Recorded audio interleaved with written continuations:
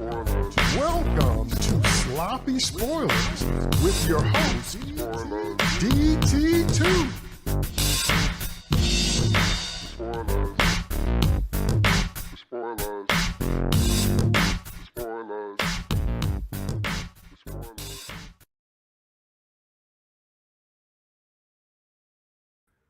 All right, y'all, we are live with another episode of Sloppy Spoilers.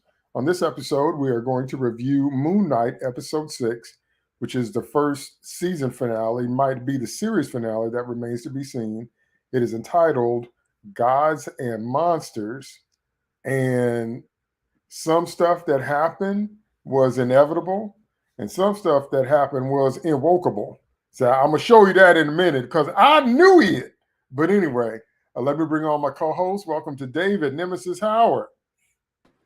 Hey, what's going on, everyone? Looking very forward to talking about this episode, and I will just put this out there.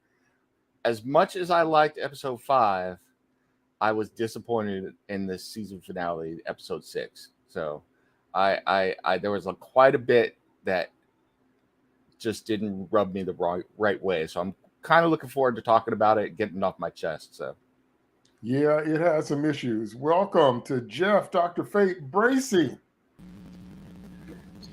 I think I'm in a similar boat, man. There was a lot that was clearly fun. There was a lot that we were looking forward to seeing that we got to see.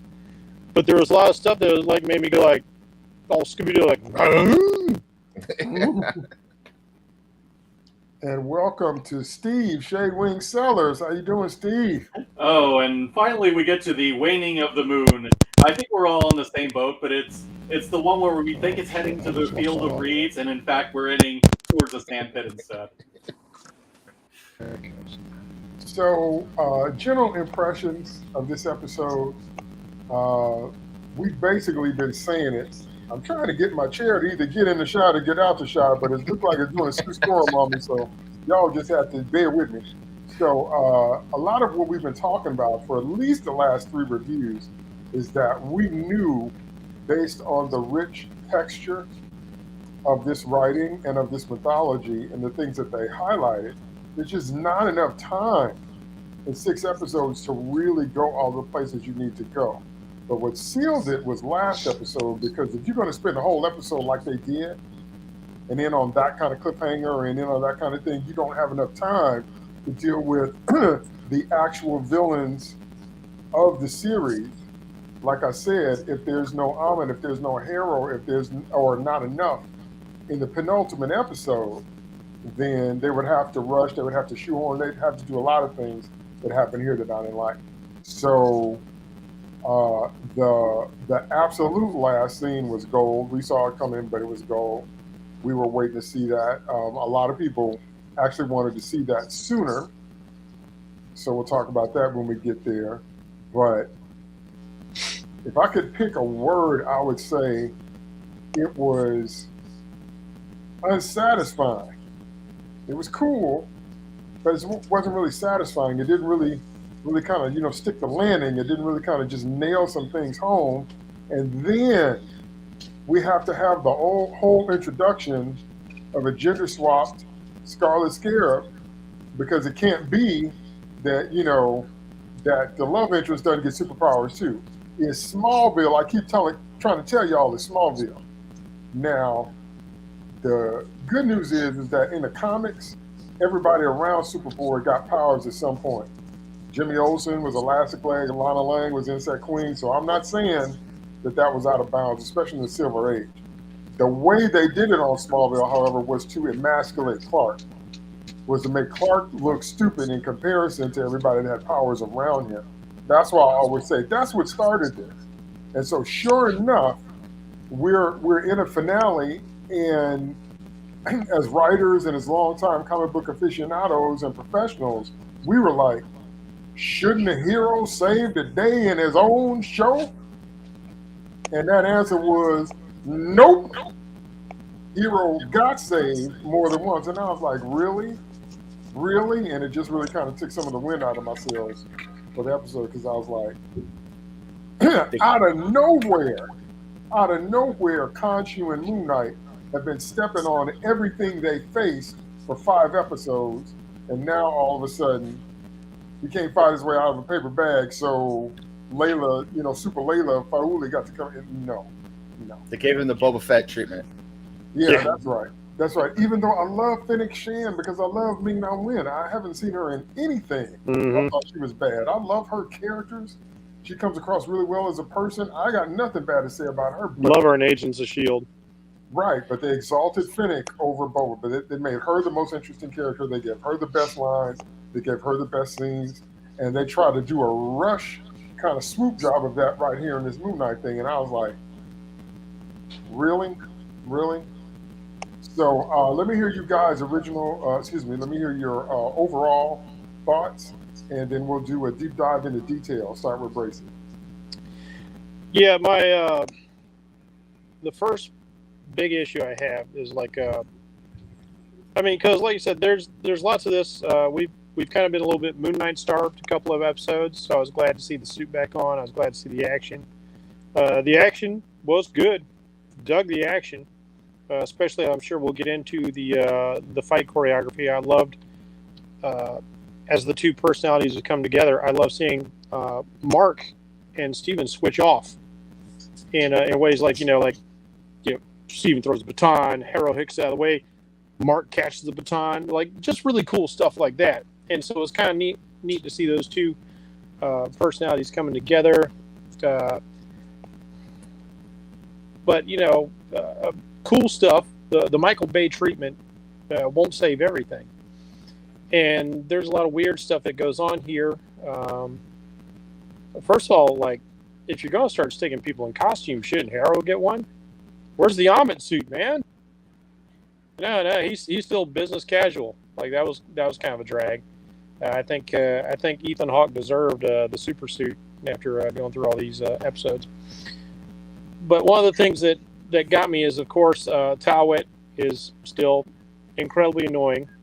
Although at least some of the cutesy stuff she did this time actually got a couple of chuckles out of me. We'll get into that when she makes herself known to Layla. Real quick, I have to say this. I can't get it out of my head when you said super suit. You have to do the Frozone line now. Honey, where's my super suit? Why do you need it? All right. Don't question me, woman. As good you're ever going to get. Yeah. Sorry. It's just no problem. I get it. I totally get it. Geeking out. Oh, yeah, that's a rite of passage.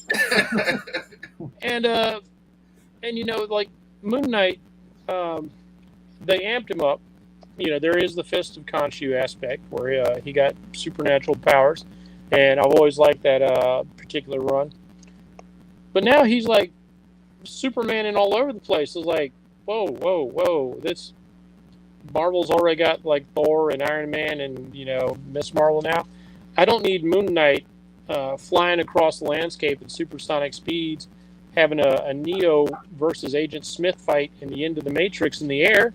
No, that's not Moon Knight. I'm glad they brought it back to the ground, but right there, somebody who's aware of the character and what they can do, that kind of cheapened the whole fight, the whole finale for me. It kind of ruined things a little bit because if you're going to go all Dragon Ball Z, the whole fight should just be Dragon Ball Z. You don't bring it back down to ground level.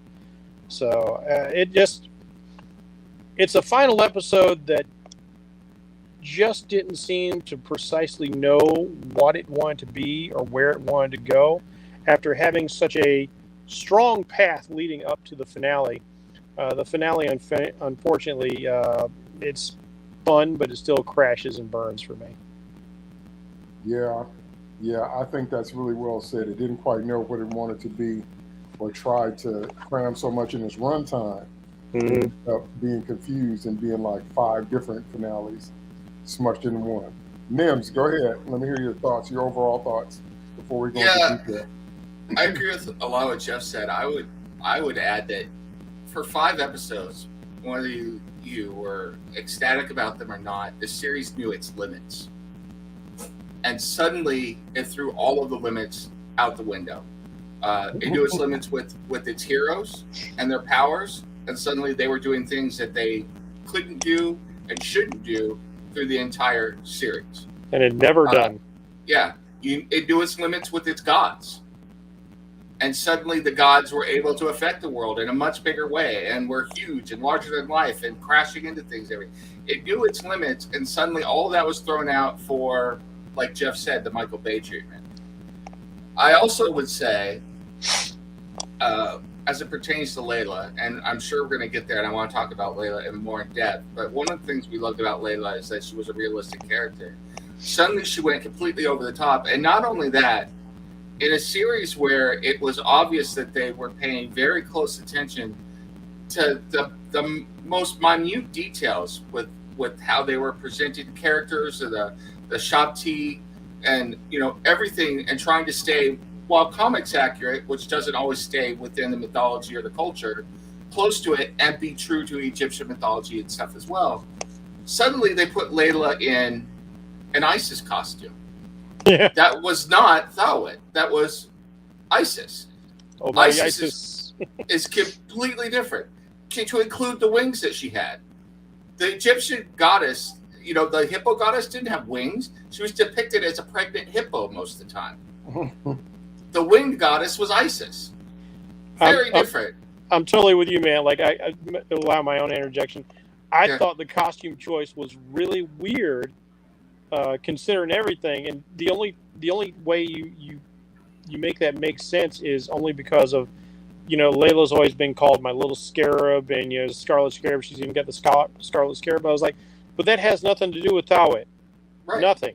Khonshu has the MoonKnight. That dude has the moon symbol. He looks like he's out. He's covered in the glowing bandages. He's a mummified god like Osiris. He looks like he'd look really cool in the moonlight. That didn't jive at all. No, it just didn't make any sense. And to me, and I could be wrong. I could be being cynical here. And it's a very geeky thing to pick up on and say, "Oh, that's Isis, not Thawet." Well, the normal person would be like, "Who cares?" Well, I care because I'm a geek that way, and I notice the details. But the other thing to me was, it seemed obvious that it was like, well, we're going to do this because it looks cool.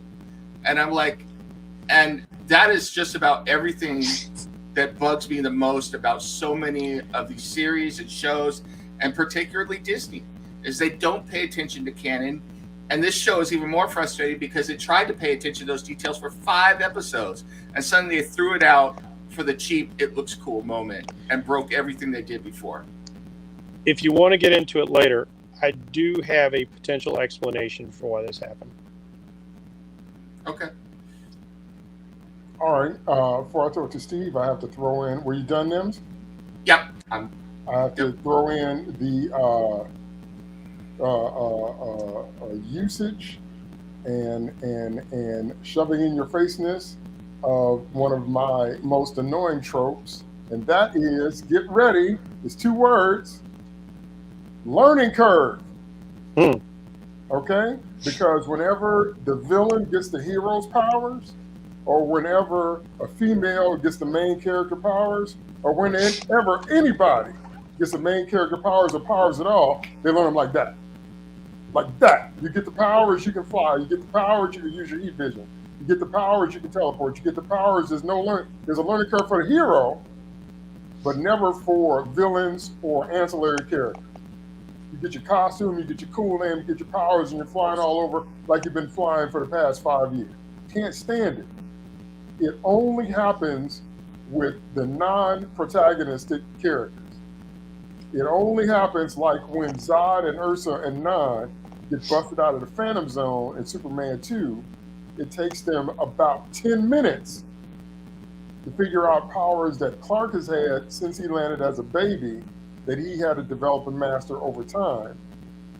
And that is one of my most hated tropes. There's never any learning curve. I'll throw in one more example, then I'm going to go to Steve. Ironmonger in the first Iron Man. So we see Tony struggling to master his armor, struggling to master flying, and with hilarious results, struggling to master, going too far up and running out of oxygen and things freezing, and learning how to use his repulsors and destroying stuff he had to master. He built it and he had to master it. Then we have this big scene where they said, you know, we can't do it, and he's like, Tony Stark built this in a cave with scraps, and like, we're not Tony Stark, but Ironmonger gets in that costume, and all of a sudden, now he can go toe to toe. See, this the learning curve trope. I can't stand it. Anyway, Steve, overall Yeah, thoughts? I will say in defense of the original Iron Man, there was one element where the learning curve was not there, and that was that Stane did not know about the atmosphere problem. Okay. And I like that Tony used that against him. I mean, it should have been more of that. I agree. But, I mean, at least they had the cognizance of that. You're not getting that in this show, unfortunately. I will talk a little bit about the last episode, just very briefly, because I wasn't here when we discussed that. I thought that was a really good episode. I thought they really took everything to the next level with that. They really kind of played on the weirdness of the environment and, you know, all the revelations about Mark Spector and you know, his relationship with Stephen Grant and how, and, you know, who is who and what is what and why they're doing that. All of that was great. And then it really seems like it fell into the Disney Plus trap with this episode, where they cannot pull a landing to save their lives, and it's a fault of this format, and it's because they are force-fitting everything into 6 episodes, regardless of, you know, anything else. This needs to stop. Like, we keep seeing this over and over on these Disney shows. They just do not know how to manage their time. I mean, we saw that with the previous 2 episodes, where the start of the asylum stuff probably should have been last episode. And you should have had, you know, an entire episode like dealing with the asylum and so forth before you got to this. And then the finale really should have been like right after he gets up. Mark gets up and comes back. And then on top of that, they definitely finagle some things just to get Mark to the fight. Oh yeah, suddenly I am the god of the night sky, and I can make you fly. Yeah, where was this before? That would have been useful.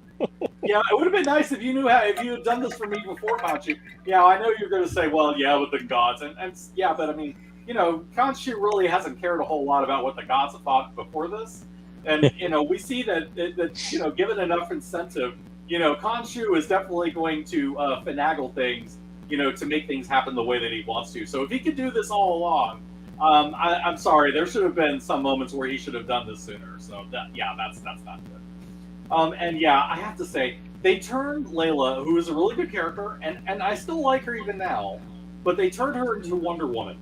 They turned her into Marvel Wonder Woman.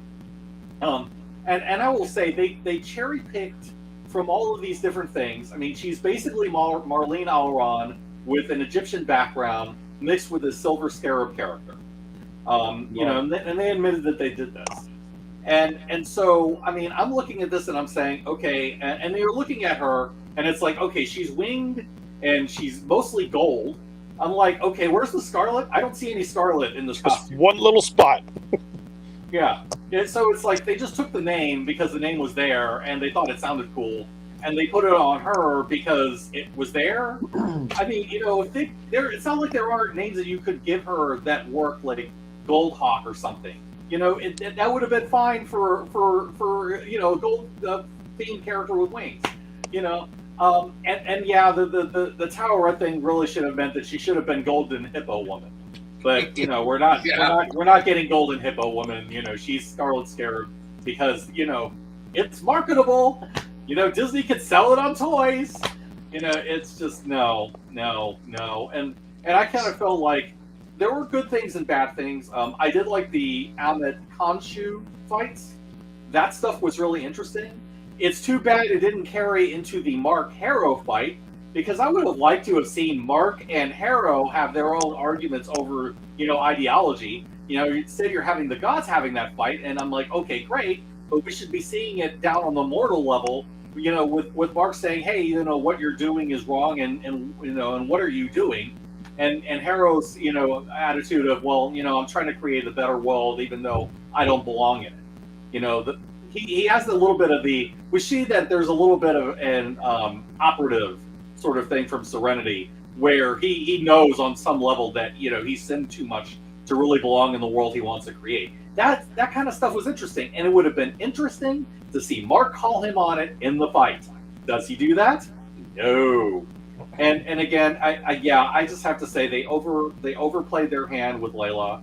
I mean, if they had given her something else to do, something else to fight, instead of going out to save Mark the whole time, I think it would have been fine. They should not be upstaging him, especially in a fight that really is centered on him. We don't really get that, and Harrow, yeah, I feel like Ethan Hawke was wasted in this episode. He could have done so much more. We know he's capable of so much more. I mean, we saw in the past couple of episodes that how good Ethan Hawke can be, and even in this episode, like at the end, with the psychologist stuff, he's still not too bad. So, I mean, there are good points and there are bad points, but it's just once again the dizzy pacing problem, the bad time management, the wanting so much for to show the female empowerment that it's coming at the cost of established characters we care about, which they should not be doing. You can do both. You don't have to sacrifice one or the other. And it's just an unfortunate result. Because I really, on balance, love the series, and I even on balance don't think this episode is that terrible. It's just not as good as what we saw in the last episode. Mm-hmm. I think the writers slipped and fell on the Mary Sue button that's permanently installed in the writers' room at Disney, and finally gave her Mary Sue powers in this episode. And when you don't know, and they don't know until they're finished with this and they get the reception, how the show is going to play, if they're going to get a sequel, because it had been put out on social media that this was supposed to be the finale of the series, and then it became like, oh, it's the finale of the first season. So you get into that mindset of like, let's throw everything, including the kitchen sink, at the wall and see what sticks, just in case. Now, all that is a good way to segue into starting from the top. One of the words I used to describe this was unsatisfying. I will also throw in another phrase, and that is missed opportunities. So starting off from the bat, it's what Steve said. The biggest opportunity that they missed from the opening sequence is to give us more depth on Harrow and help the two moral value poles that have been in play here finally see that played out in more than what's that? Pacific Heights fight or Pacific, what am I trying to say? With Hugh Jackman and the Rock'em Sock'em Robots? Yes, the Real synergy Steel. between, because that's what I wanted to see too. I wanted to see where the gods are fighting. If one guy gets the upper hand, I wanted to see one of the avatars get the upper hand or rally because of that. Right, but see that fight was empty, and that's because when we see Harrow and he's standing over the body, and then he gets the Shuby Ruby, and then we have to let Ahmed free and all that. I'm like, first of all, this is like turned into a little bit of the Raiders of the Lost Ark parody, because they had to go to 5 different locations to pull all this off. I was like, really? How inefficient could you possibly be? That's number one. But number two, Harrow stops here as a character. Mm-hmm. So we didn't get to see him when he was Moon Knight, and we didn't get to see him go any further than what we've seen of him. And I'm like, that is not the way you bring a character to the end of their arc. And Layla stole what's supposed to happen to the protagonist. In a finale, in a final fight, the hero is supposed to do something new that they've never done before. So they either manifest a new power or they manifest a new level of skill with the powers they already have. They gave that ending to her. So I'm looking at that and I'm like, okay, so I know we're going to talk about that. But anyway, getting back to Hero. So he does the Hami Salami, and the Jolly Rancher thing turns into a big, dragon head and all that. And I'm like, really, dude? So you get like the cane upgrade or whatever, but you're still doing the same thing. But now you can do more of it. But we still don't understand more about you, which puts you all like in one dimensional. We understand your motivation, why you hate Khonshu and all that. But there was so much more to do here. I thought if they had had more time, they were going to do an insane asylum and flip it. They do at the end, but I thought they were going to flip it and let Harrow be a member, kind of like they did with 12 Monkeys. There was so much that could be done and so much to flesh him out the more. And like Steve said, it's the clash of values that's interesting, because the premise of this was that he believed in the Minority Report approach, that your soul doesn't deserve to live based on what you haven't done yet, but what you're going to do in the future as Amit decides. That's quite interesting as a story tool and quite extreme in its application. So instead of seeing that from the underworld like we did last episode with the souls just coming down from the sky, we should have seen that value being ascendance here instead of seeing some more of the same tricks and just his, a bigger cane, so a bigger reach, that different kind of thing. So that's a missed opportunity because I'm like, you could have made him even more interesting. You could have made the fight have even more stakes, but somehow you managed to have the fight we've been building up to have less stakes. Mm-hmm. And I was like, no, that's the wrong direction. They messed up, and I will say, there's there's a good news and a bad news part in this. One is they finally stopped letting the villain talk. The bad news is it's not earned, because what has been Harrow's whole thing for the last few episodes: talk his opponents to death. Does he even try to talk his opponents to death once he gets the super magic powers from Amit? No, he's just throwing lightning bolts at them, purple bolts at them. He's not even trying to talk them down, which has been his most effective ploy up to this point. And it's like, if he had tried to do the talking to people, if he had tried to talk them all down, and then they finally had said, yeah, we've learned that trick. I'm just going to punch you in the face before you can talk. And then he goes down, that would have been earned. But, that's not what they do. They just conveniently shuts up because the plot has to have him lose. And he does not lose in a way that I think is consistent with his character. That's right. That makes a lot of sense. And so as they exit the tomb, Layla hides among them, which was another one that just made me scratch my head, because I'm like, you nor that magic cane couldn't sense that Layla was in there, that you had a traitor, that you had a different energy, that you had somebody that you couldn't sense that, because I thought you ought to be able to pick up on that. But okay.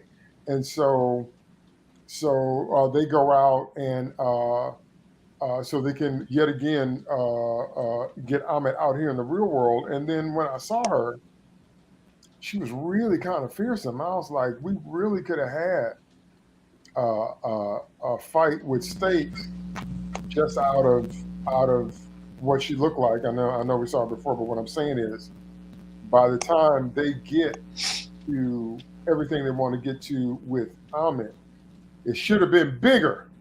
Mm-hmm. So, because once again, and I have to go back to what I said last time, this show emotionally peaked in last episode. And that's never a good sign before your finale, when you hit your emotional peak right before. Because that means either you understand you have to write your finale so high until it blows the mind even further, or it's going to be a disappointment and a letdown when you get to it. And so those are the first missed opportunities I saw. More depth with Harold. He gets a power glow up, but and like Steve said, he all of a sudden switches personalities, and he's more functional than he is preaching what he believes. Because the whole series he's been preaching what he believes, and now he's just doing stuff. And that was just like a total character switch and all that. And so I was, really disappointed with the opening. I was like, I don't think this is gonna go where I wanted to go, because I expected everything to be higher, and I expected Harrow to be deeper, and I expected his values. I expected him to, start doing like Vader and start killing more of the people that disappointed him. Like, if they crossed him, or if they doubted in a moment, or if they weren't all the way in, that he has so much power, he's so fearsome now, he's so full of what he believes, until he starts taking some of his own followers out. I thought we were going to have something like that on a higher level, that was going to happen continuously, because that's the Vader way of striking fear into your subordinates. I don't think we get that, though, because they've all been judged. They've all gone through the same trial. I don't think that'd be appropriate. Although, if you want to show him after Amit says, like, well, you don't have to have balanced scales. See, that would have been a good moment to do something like that, because now you create a schism in him. But I'm talking about what I would do. I would just do something crazy, like Finn being a stormtrooper. I would just have somebody shake off their training, and I would have somebody break protocol, and then he takes him out, just to kind of, establish that. But anyway, it would have been a way to graphically even just demonstrate the values even more.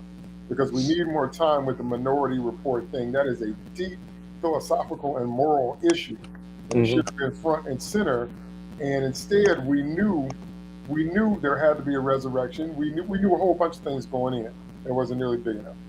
So my first level of missed opportunity is just everything that I saw happening with Harold. So let me hear you guys' thoughts about him, and then we'll move into other details with other characters. So Nims, you start this time. Yeah, the stuff with Harold. I mean, first of all, get on the cane. It's just, once again, it just seemed like we went. I think Jeff's description of Michael Bay is absolutely true, because suddenly this game became a Transformer, and it was turned into Transformer Kane, that was with the alligator head moving around and everything. I mean, it was just so over the top and so gimmicky when they had gone there for most of the series, to be perfectly honest with you. And then you have Layla stowing away. To me, I don't know. It's just Layla seems very capable. There seem to be numerous times she could have taken Harrow out on the drive, or any number of times, done something to sabotage them, including sabotage them when they run into the police. It said she just sits there so that we could have the dead guard eventually talk to her in the Hippo Goddess's voice, and do that whole thing. So, I mean, not a whole lot of that made sense. I think your point about Harrow not being able to sense she was there. So it's like, what exactly are his powers? Because he could sense things other times, but can't sense her there. And it's like, it just, but he seemed to have some inkling that something was going on. So some of his Jedi sense was tingled, so it's like, what exactly are the parameters of his powers? We never really had that defined, and it's even more ill-defined now when he's supposed to be even more in his power. Now that Amit has gotten more power and been released into the world, he's infused more power into him. So I think your point is well taken, that it just seemed to be that this was a seed written hastily in order to transition to get to the pyramid so they could get to the big final fight. And not a lot of it makes sense. And by the way, where are they in Egypt that they could drive so quickly from being out wherever they were to get to Cairo to literally, I mean, the pyramids are literally a 10-minute drive outside of Cairo. So where in the world were they that they got there in less than a day? Because that doesn't seem to make any sense either. But, time and space never seem to make sense in these things. So I guess you're asking too much for that as well. Well, if you're going to make the appearance of one of the main villains basically a treasure hunt, you have to justify it. Otherwise, if they were planning on being resurrected, it just makes them look silly.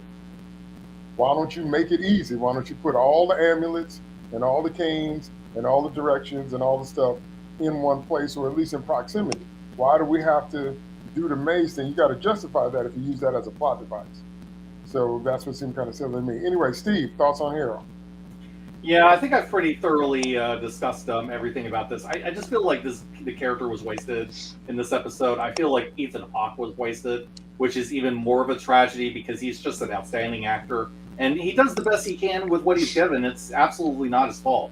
It's just that the writing is not serving his character. And it's, as you said, they turned him into somebody else. I mean, he was not acting like this the first 5 episodes, but it seems like the constant trap of a lot of these like superhero shows is, okay, you have the villain, he's one way until he gets absolute power, and then he suddenly gets, for some reason, drunk on absolute power, and he starts doing things that are stupid, and then he loses because, he's drunk on the power. And I just feel like that's lazy. It's just absolutely lazy. I think Harrow deserved better. I would have liked to have seen, some kind of final argument between Mark, Steven, and Harrow, and we don't get that. I mean, I would have liked to have seen a final argument refuting Harrow's point of view. We don't get that either. I mean, you just get, Khonshu making his points to Amit making his points to Khonshu, but you don't see, the main character should have gone on this journey. He should have gone on this personal discovery. He should have come away with something and then said, you've been wrong about me all along, and this is why. And this is also why your ideology is wrong. This is what you have failed to consider that I have seen because I've been on the other side and I know. There should have been something like that. And we Yeah. never get this because they're propping up Layla instead of worrying about Mark and Steven's story. And, you know, there is a certain amount of work that they have done with that. I mean, I do like that they're fighting together, but there is never that big epiphany moment, that aha moment, you know, where he really delivers it to Harrow and puts the argument to bed and, you know, and ends that. It's just not there. And because of that, it's just not as satisfying as it could have or should have been. And it's because of the pacing. It's because everything is forced to be 6 episodes when the story clearly called for more and needed more development and it needed more time to come together. You know, and they were talking in some of the documentary outtake stuff on Assembled about, you know, how much work they did to make all of this, which is the equivalent of like a 3-hour movie. I can appreciate that, but at the same time, it's like you got to stick the landing at least, because that's one of the most important parts of any kind of story. I mean, on another podcast I do, we really talk about how, you know, endings make or break a series, and it just seems like, you know, without that satisfying conclusion that brings, you know, the hero's emotional journey together, you know, that bring the conflict of the hero and the villain to a close. You know, without all of that, it's just not satisfying, and it doesn't hit the landing as it should. And I feel like, unfortunately, Disney has a problem with this consistently, and it showed up again here. And this is what I was afraid would happen, and I'm sad to see it because I really did like it up to this point. So I think this should have been a mid-season finale with some changes, and then he comes into his power, Harrow, and then the back half we see. You know, it would have been Harrow coming to the realization of what Ahmed is, and then a final confrontation, and then you have some sort of denouement with Harrow, Steven, and Mark. Yeah. You know what else would have been good is if Harrow tried to mess with his head, and because of what he learned in the afterlife of what he saw and all the self-discovery, you know, he goes and said, you know, you can try to mess with me, but, you know, I've already made peace with my past. You know, there's nothing more that you could do to me that I haven't done to myself. You know, the only power that you have is what I give you. And, and you know, basically kind of use that and just, you know, from that point, drive the conflict and have him finally take out Harrow, like right at that point. But that's not what we get. There are ways it could have worked, and it just doesn't work that way. Well, see, the mistake, the miscalculation was they put all of their emotional weight on the hero's literal inner conflict. So the relationship that we care about resolving the most is the Mark and Steven relationship. That means that there's no weight there for Ahmed and Harrow. There's no weight by the time we get to the finale because, like I said, last episode, remember I told you, the penultimate episode of any series is always the one that the writers care about. So they're going to tell you what they care about in that one. And so making us care so much about the way that's playing out takes away from anything that would happen with the quote-unquote external villains. And they become more functions and less characters. Okay, Jeff, what do you think about Harrow? I think you summed up best, DT, when you said that Harrow kind of stops. His whole arc, everything just stops as soon as Ahmed comes on the scene, and he stops being Harrow. He stops progressing as a character, which is really too bad because we've enjoyed him as a villain up till this point. I think, like the thing I was saying, I think the thing that should have played out is the fact that, you know, Ahmed comes out and says your scales aren't balanced. But I once trusted somebody whose scales were balanced perfectly, and he betrayed me to the gods. And of course, she's talking about Alexander the Great, who was everything she wanted in an avatar, and that wasn't good enough. But Harrow has been a fanatic, a true believer, to the point where he is willing to murder X number of people in the world, although it's not murder to him, it's judgment. And, you know, he even goes out with his minions, like, you know, go forth and judge everyone. You know, and this obviously is a preamble to when we see the soul start falling into the duat, not even getting the benefit of the judgment of the heart on the barge as you're supposed to. They're being judged in the mortal realm. And the well, I understand that we have to have the resolution of the conflict between Steve and Mark, but up until those episodes, really, another big point of the series had been this battle of ideology, and not necessarily Mark's ideology, because Mark has done terrible things himself, but it's really who's always presenting the strongest arguments against Arrow. It was always Steven. It's like, are you okay with killing children? Everyone here is okay with killing children. All of you. Oh, all right. That's the big thing. And because the two of them have come together as they're having this fight, we could have had this ideological argument going on at the same time. And it would have been a great reflection on comics of the past. And comics have tried to become a little bit more realistic with like the Ultimate Universe for Marvel and other things where, you used to have like these gigantic blocks of text. Each comic panel is supposed to represent about 6 seconds in a scene. And, like there's no way Spider-Man's, quipping out like, 2 gigantic word balloons as he's beating up on the Rhino or whatever. But it was still kind of fun. It was a great expositionary tool. It was if you're not using thought balloons in the movie media, we usually don't get the inner thoughts. Not everything is Dune 1984 or the revised Blade Runner where you get the inner monologue. So the exposition would be interesting and welcome. I would love to see Harrow and Steven arguing this point, but now because the two halves of the personality are unified, and then Mark's throwing in his stuff because he's been on both sides of that as well. He's been the judge, jury, and executioner, but that's not what he always was. And now, like, he's bringing in his pain, his experience, his new insights after they've gone through the process of going through the asylum and coming to realize things about themselves that they never really put together before because these aspects of the personality were made separate.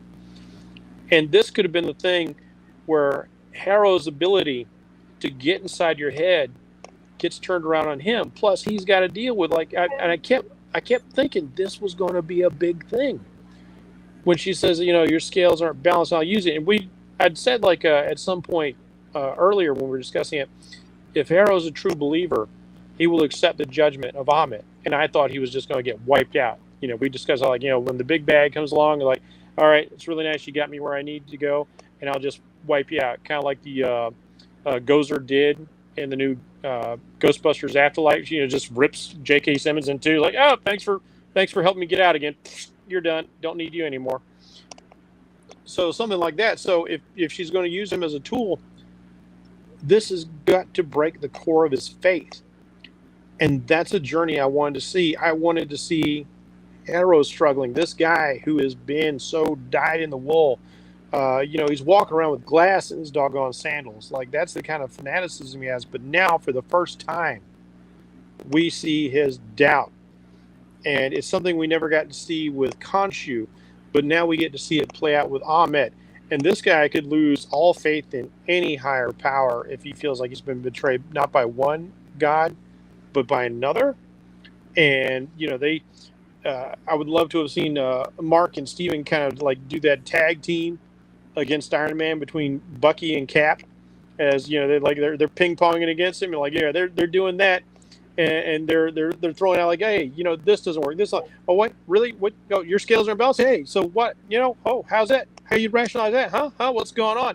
And he starts out like really grandiose and powerful because Ahmet's so much more powerful than Khonshu, because Ahmet will make that statement. It's like, oh, Khonshu, you look really bad. He's lost a lot of worship and everything. He's lost a lot of power. That's why he has this emaciated mummy-like form. He doesn't have the full on animal head like we get with Tawe or Ahmet. And it would have been really cool to see as he's breaking down. And again, I wanted to see this synergy between the two battles. What if we see Ahmet starting to become decrepit, more bandages and wrappings starting to form on her snout, because we can see some mummified trappings on her, and Khonshu start to blossom and bloom.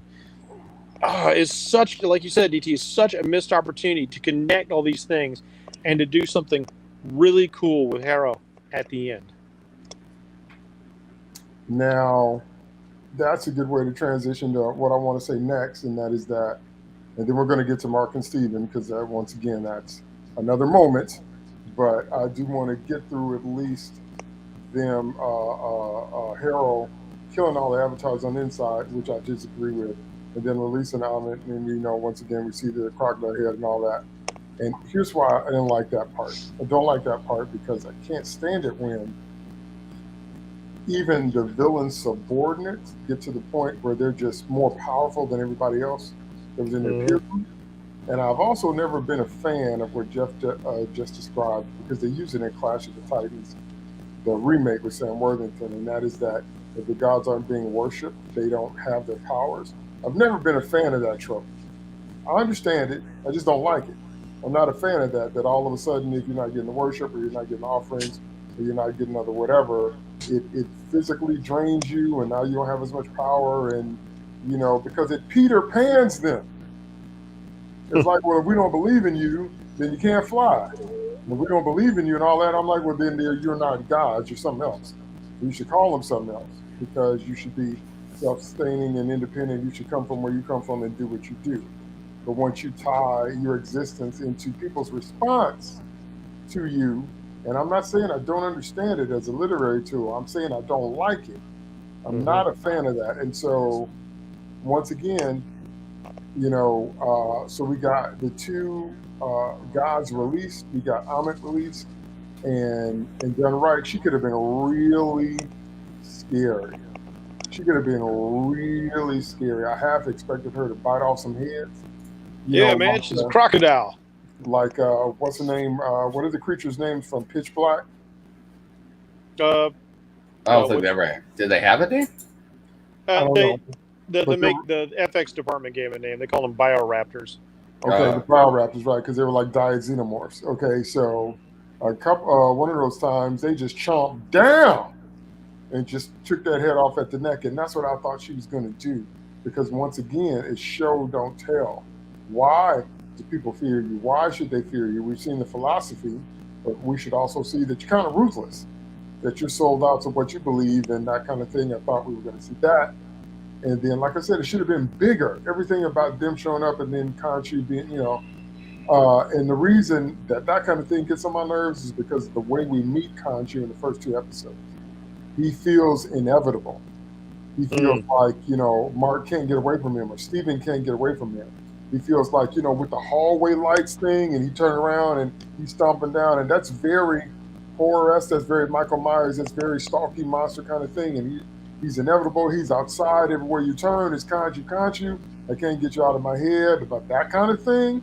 And then we get to the end, and it's like, oh, Lord, I got the arthritis, my ribs hurt, I need some worship and a cheeseburger. I'm like, no, I just, that doesn't go together for me with the way the character was established.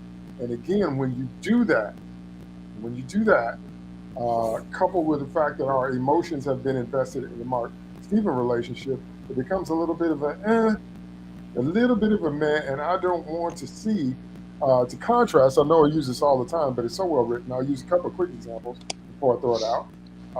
One good example is Empire Strikes Back, because Vader was looking for Luke the whole movie, and we got to see how ruthless Darth Vader was. Everything we understand and know about Darth Vader, except the Force choke, happened in Empire.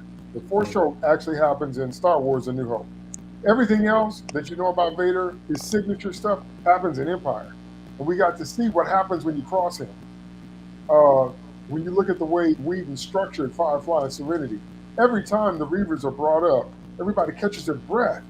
Yeah. They're scared to death. They're recoil. They're like, oh, anything but that. So we get the idea about what terrible monsters they are by the reaction of the other characters. It should have been something like that. But it wasn't like that at all. And if anything, it was Harold that got the glow up. And I'm like, how come all of a sudden you're so powerful you can take out all the other avatars? Where you get that power from? And if you got it from her, then have you been earning it all this time? Did you have to complete the steps?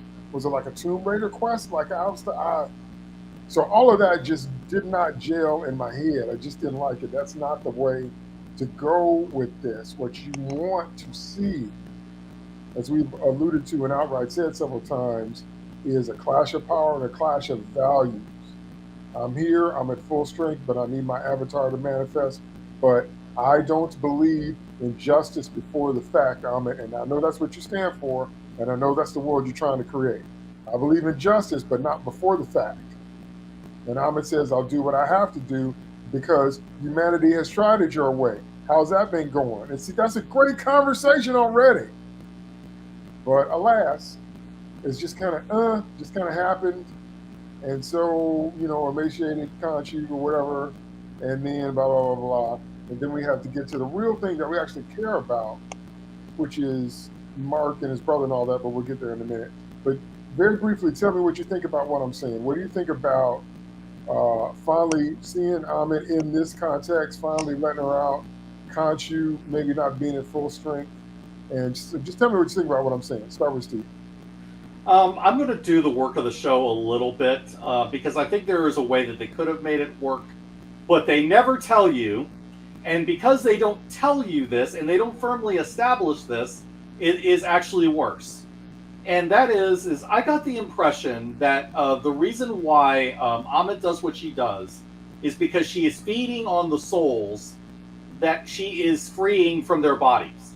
And in fact, we see this a little bit during the fight, during the big setup to that, where all the souls are flying off out of people's bodies and they're, flying into this energy thing that she is, that's dropping into her gullet.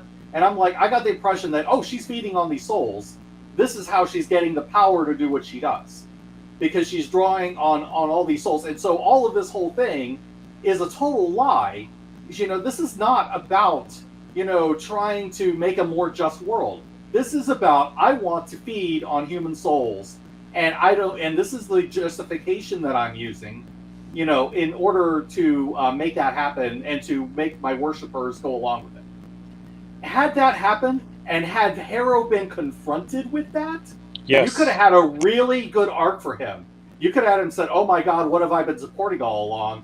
And then you would have that arc, where he's broken and he kind of ends up, not believing. And you could have had an arc where Mark finds his faith. Mark and Steven find their faith. It's like, okay, yeah, we're all about vengeance. Vengeance is the right thing to do, and have Harrow be the one, saying, okay, I've supported a total monster. I want to make a more just world, but I don't want souls to be obliterated just to feed a god. That would have been a line that he might not have crossed. And so it's again another missed opportunity. But they didn't think this through. And it's like it looks cool, but it's just you just don't see this shown, and you don't see the actual ramifications of this in this. We don't see, okay, I have to feed in order to get the power to stop the Pantheon, the Ennead. We don't get that from her. And then you also don't get, and if that's also the case, it's like, okay, how is Khonshu beating her at all? Because we saw if she has the power to wipe out the Ennead all by her lonesome, how is Khonshu ultimately winning? And how is Mark ultimately winning? So, but I mean, you could have had an interesting story where, it was about faith, where Mark and Steven finding their faith in each other and in Khonshu, might have been enough to turn the scales, and you could have made a good story with a theme about faith. But instead, it's all muddled. Nothing is explained properly. Nothing adds up or makes sense. And it's just, I mean, I'm just sort of looking at this. I'm like, why are you showing us these things that don't seem to click together in any way? It is really a mess. What you just described, Steve, was every Whedon villain ever. That I'm really a monster, but I've covered it with some type of veneer that's charming or sounds moral to get people to support me, but I'm really just here to eat you. That's every Whedon villain ever. Ultron, you name it. And so I agree with you. That would have been brilliant. That would have been a great values conflict. That would have been a place to have Harold make a choice. That would have given us more reason to root for Khonshu, even though we know he's shady. We know he's not shady like that kind of shady. And so, yeah, no, Yeah, he's got a lot of moral inconsistency too, because he's the one talking about, oh, I offer you the choice to choose evil before I inflict my vengeance upon you. Yeah, but you're not giving a whole lot of choice to your avatar, are you? Right, that's right. So The choice to live or to die. You're bleeding out. What are you going to choose? I wonder. So yeah, no, that would have been great. Nims, what do you think about all what we're saying? Yeah, I think you guys have hit on a lot of it. So I really want to hit on powers and power levels in comics and science fiction. Right? They don't have to make sense in the real world, but they have to make sense in their own world, and they have to have a natural progression. And they just don't. And Harrow is in this series or in this episode, and Harrow is the worst example of this.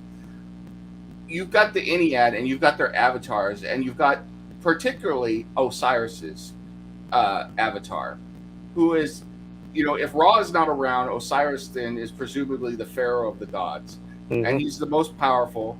He was able to restrict Mark Spector with, basically the wave of his hand. He's got all these powers, and yet in walks Harrow, whose goddess has still not been released. Her full power has not been released. So he doesn't have, presumably, access to her power. I don't know where he's getting the power from except the cane. But how has the cane become supercharged just because they have her Shabti out of the gullet of the mummy, of Alexander's mummy? That doesn't make any sense. Suddenly Harrow is superpowered or has super cane, and he takes out the whole Ennead by himself. Super cane is a hell of a drug. Yeah. But he's got that flat pimp cane now, and he does kind of have his Egyptian pimp outfit.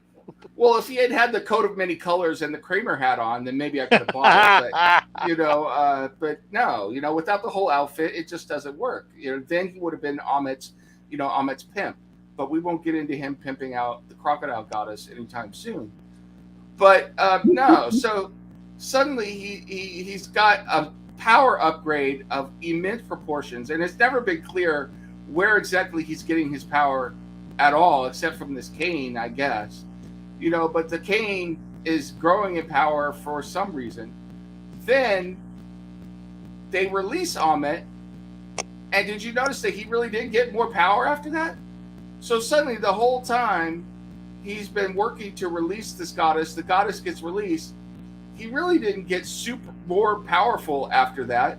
In fact, you could argue he becomes less powerful because suddenly the guy who took out the entire Ennead by himself, because I don't think that those worshippers had much to do with it, is having a hard time with the avatar of a dying god, Khonshu, or a wounded god, and the hippo goddess by themselves.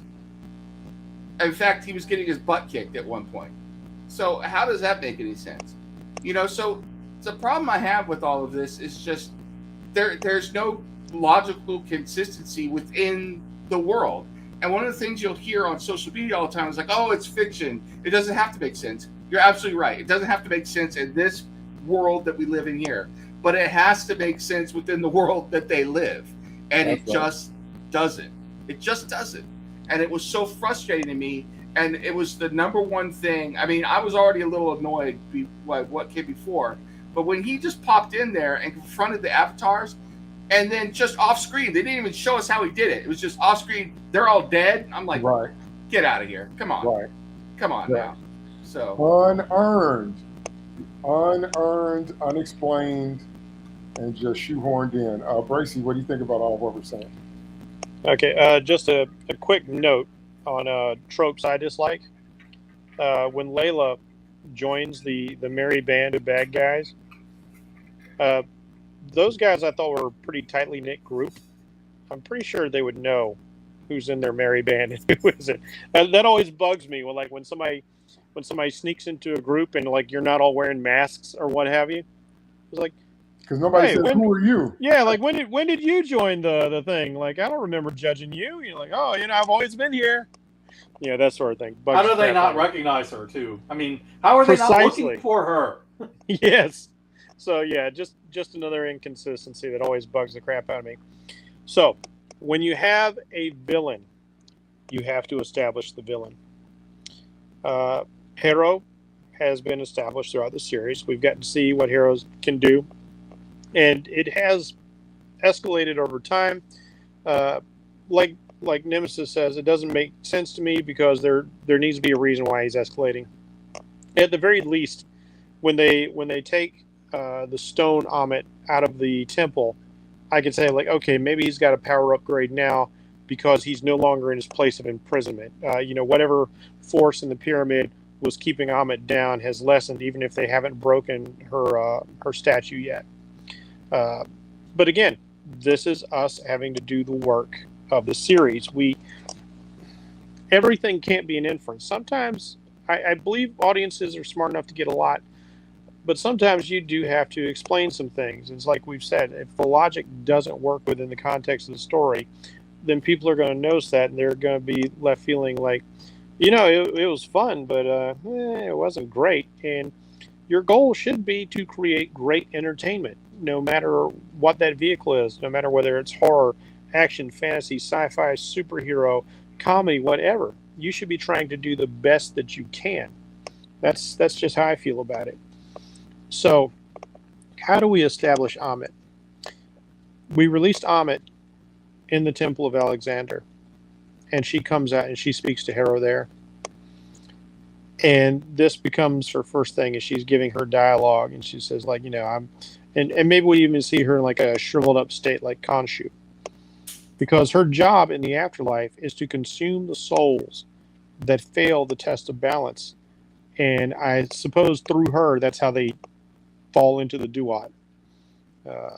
Because that was another conflict of interest, like seeing the souls falling into the Duat, and then she's like eating them. Like, okay, are they just going into her, or are they going into the Duat after her? Like, is she kind of pooping them into the afterlife? How's all that working?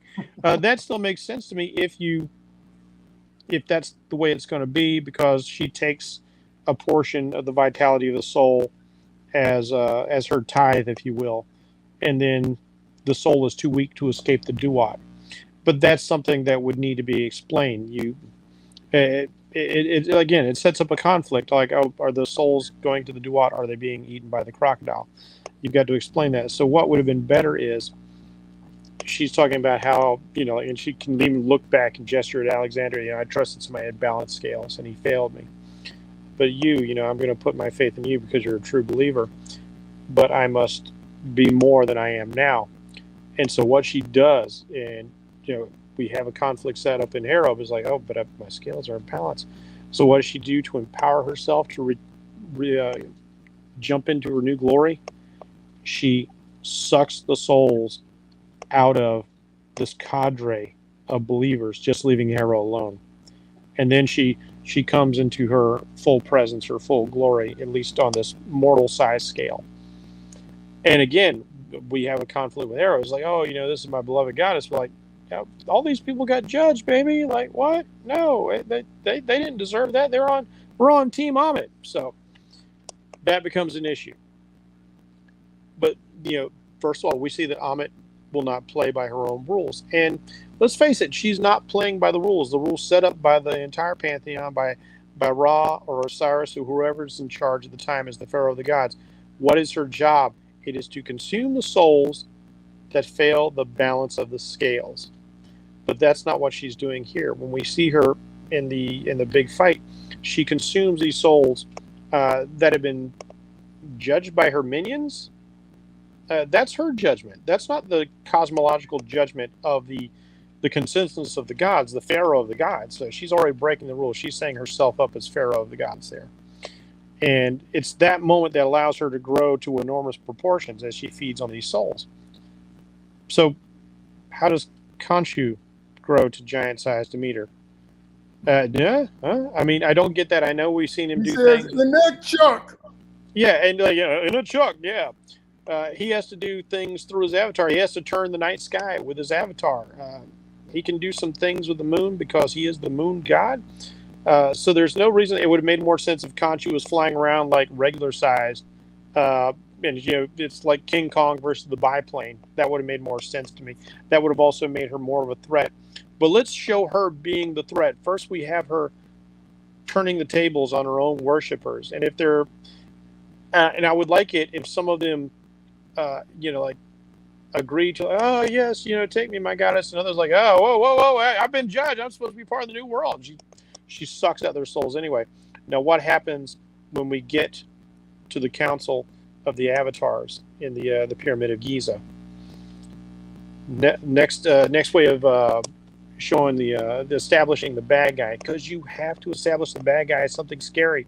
Darth Vader, we see him like choke a guy at a conference table, so we're like, oh, he can do some stuff. We don't know everything he knew, but we know he can do enough. We know he can yank a dude up by his neck with one hand, but you know what? He can yank you up with him to touch you. So what do we do now? Harrow doesn't defeat the Council of the Gods. No, Amit does. She comes rushing in there, and she just makes some snide remark about like, you're avatars, but I'm a goddess on the earth. And then she rushes out and she does the Chronicles of Riddick thing, and she just like kind of lashes on. This is where you get your crocodile moment. She like lashes onto people, and you see her like rip the souls out of the body and consume them. And as the soul gets eaten, the body crumples. And she does that one after the other. And they try all their magic and stuff. It doesn't work because she's becoming stronger with each soul. And especially now she's consumed the souls of an avatar, which have some of that godly essence. Now she's really in the fullness of her power. And that's how they get beat. That's how that happens. That's how she affects the physical world in ways that we don't see the other gods. Now, looking at the scenes, I don't think anybody in the physical world understands why, like, if her tail sweeps and a car flips over, I don't think they're still like, we don't get any reaction shots of people like looking like, there's two kaiju fighting over the pyramid over there. We don't get that. So I'm going to assume that's not a thing. We don't see that. They're still invisible, just like the Anubis creatures, the jackal creatures, and other things we've seen. But you can see the effects. We always see the effects in the world. People realize the effects. So yeah, I think this should have been established that way. This would have made her a much bigger threat. This would have shown her duplicity. This would have shown her betrayal. The reason why she was banished in a way that even Khonshu wasn't. How much greater a threat, how much bigger a problem she was. And this would have established her as a ruthless, fearful, and world-ending stakes kind of thing. Because I really like y'all's idea of like, I'm really just here to consume as much soul energy as I can to continue to empower myself. Now, not enough to deplete the world, but she's kind of a vampire. Like, I need my cattle, and you guys are my cattle, and you're going to worship me while you're my cattle. And that would have made Amit absolutely terrifying. That's what they should have done, in my opinion. Something you said. I agree with that. Something you said about going for greatness reminded me and solidified in my mind what I have a problem with this whole episode, which is it reminds me of a line from Amadeus for Salieri. The writers of this episode, instead of going for greatness, it went for mediocrity. Risking a mediocrity, telling them that they put too many notes, instead went for the bang at the end to remind all of the people that the series is over, or the season is over. So instead of going for greatness, finale that doesn't really resolve a whole lot. It was a bunch of Solieris. So it's what we've seen time and time again with entertainment, and I understand there's millions and millions of dollars at play here, but what we see is risk averseness, and we see people playing it safe, which is really too bad because this was so good right up until the end. Okay, a few things. First thing, I'm still not over Khonshu scratching the sky like a DJ with vinyl. So he's and just if you can do that, there's a whole bunch of stuff that shouldn't bother you at all if you can do that.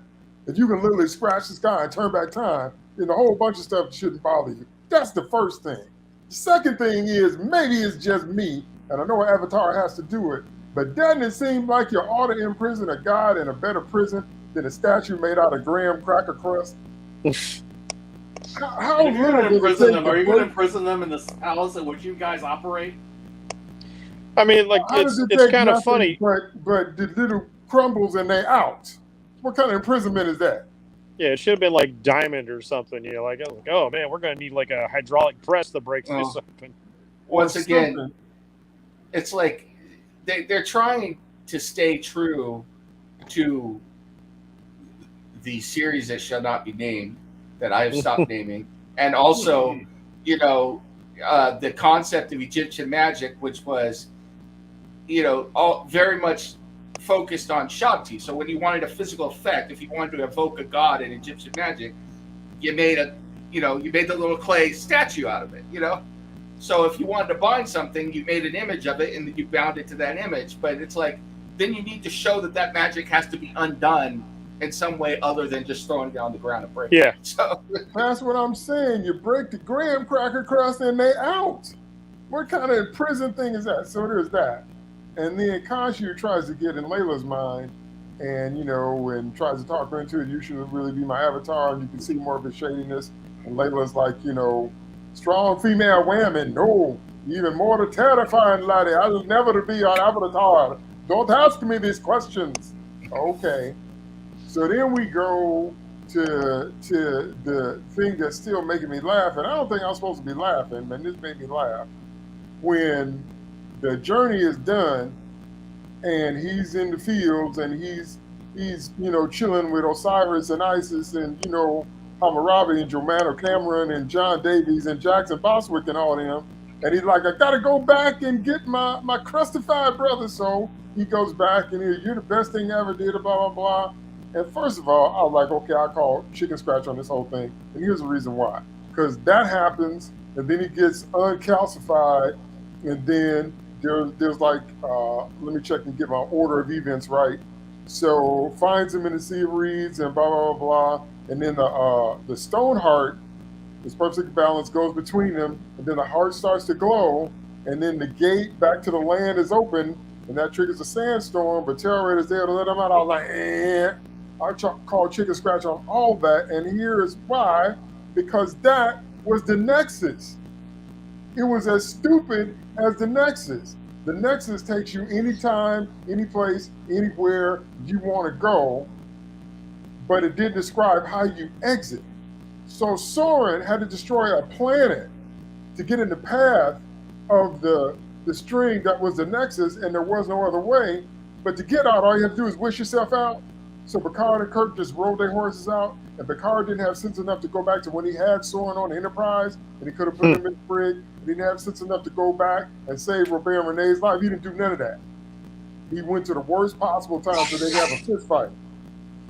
Okay, that was this.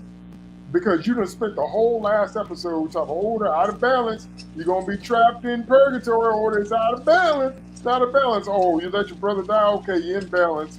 Green light pass, go collect $200. Oh, no, I can't do that. Oh, okay. So now I'm going to get rewarded for going back. And now he comes back to life, and now the portal opens, and now we're going back together because reasons. Nope. I didn't buy none of that. I was like, really, y'all? Really? Really? So since our theme tonight is how I would have written it, how I would have written that is, number one, Steven would have stayed dead. The whole point of getting into balance was that he was willing to give him up. He was willing to face what he did. He was willing to come out of the false persona that he created and face the pain of his childhood. So Steven's arc was actually complete because his purpose was complete. We still would have had Jake, and we still could have dreamed up some other stuff if we wanted to, but I mean, we still would have had the multi-personal conflict. Steven would have stayed dead. That's what made the most sense to me. That's what made the whole thing poignant last episode. But if you're just gonna reverse it, that's like bringing Grogu back to Mando. We spent 2 whole seasons saying we gotta get you to the Jedi.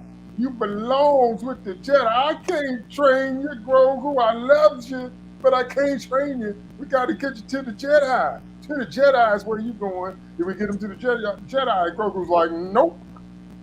Then what was the point? And so that's what that felt like to me. I'm like, okay, well, you just negated all the heavy emotional stuff you did last episode for what?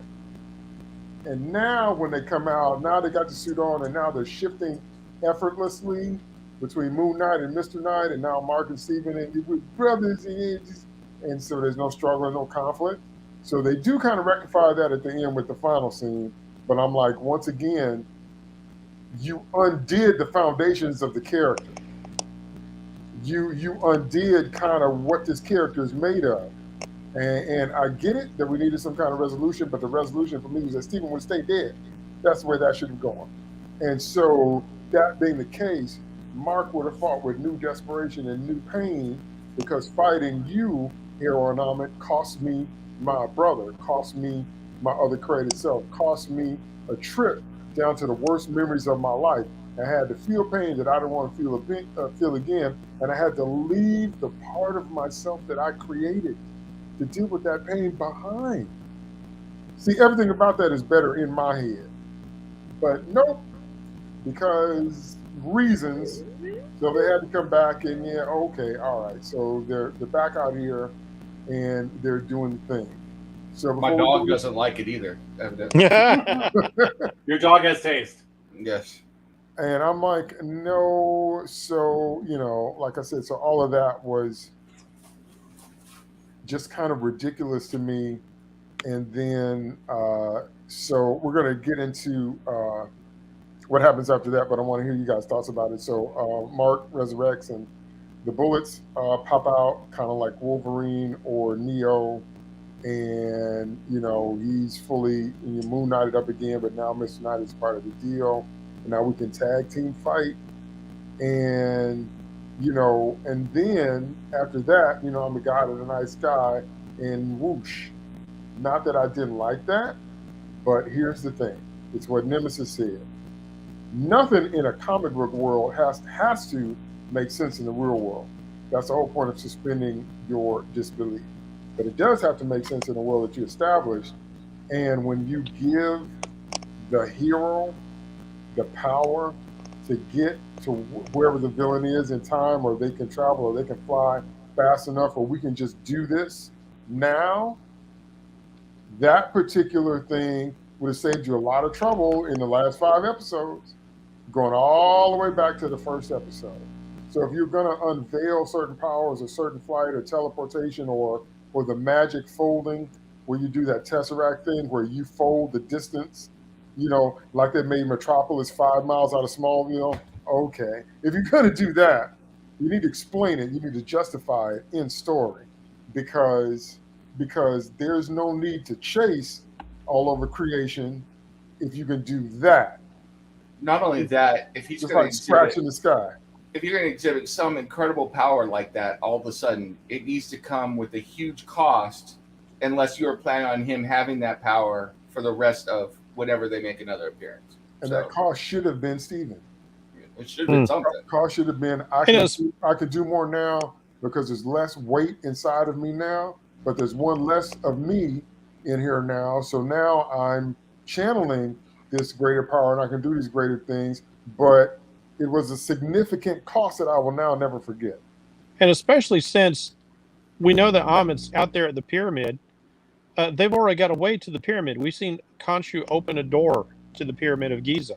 That's all he had to do. We didn't have to have any dramatic flight in the sky. We already had the means. See, so, and I'm going to throw it out to y'all for more comments on what I just said, but from a writer's point of view, putting on a writer's hat, from a writer's point of view, last episode was a bit of a story. This was a bunch of scenes that happened. This was scenes that were juxtaposed, and that's not the same as a story. Yeah. Okay.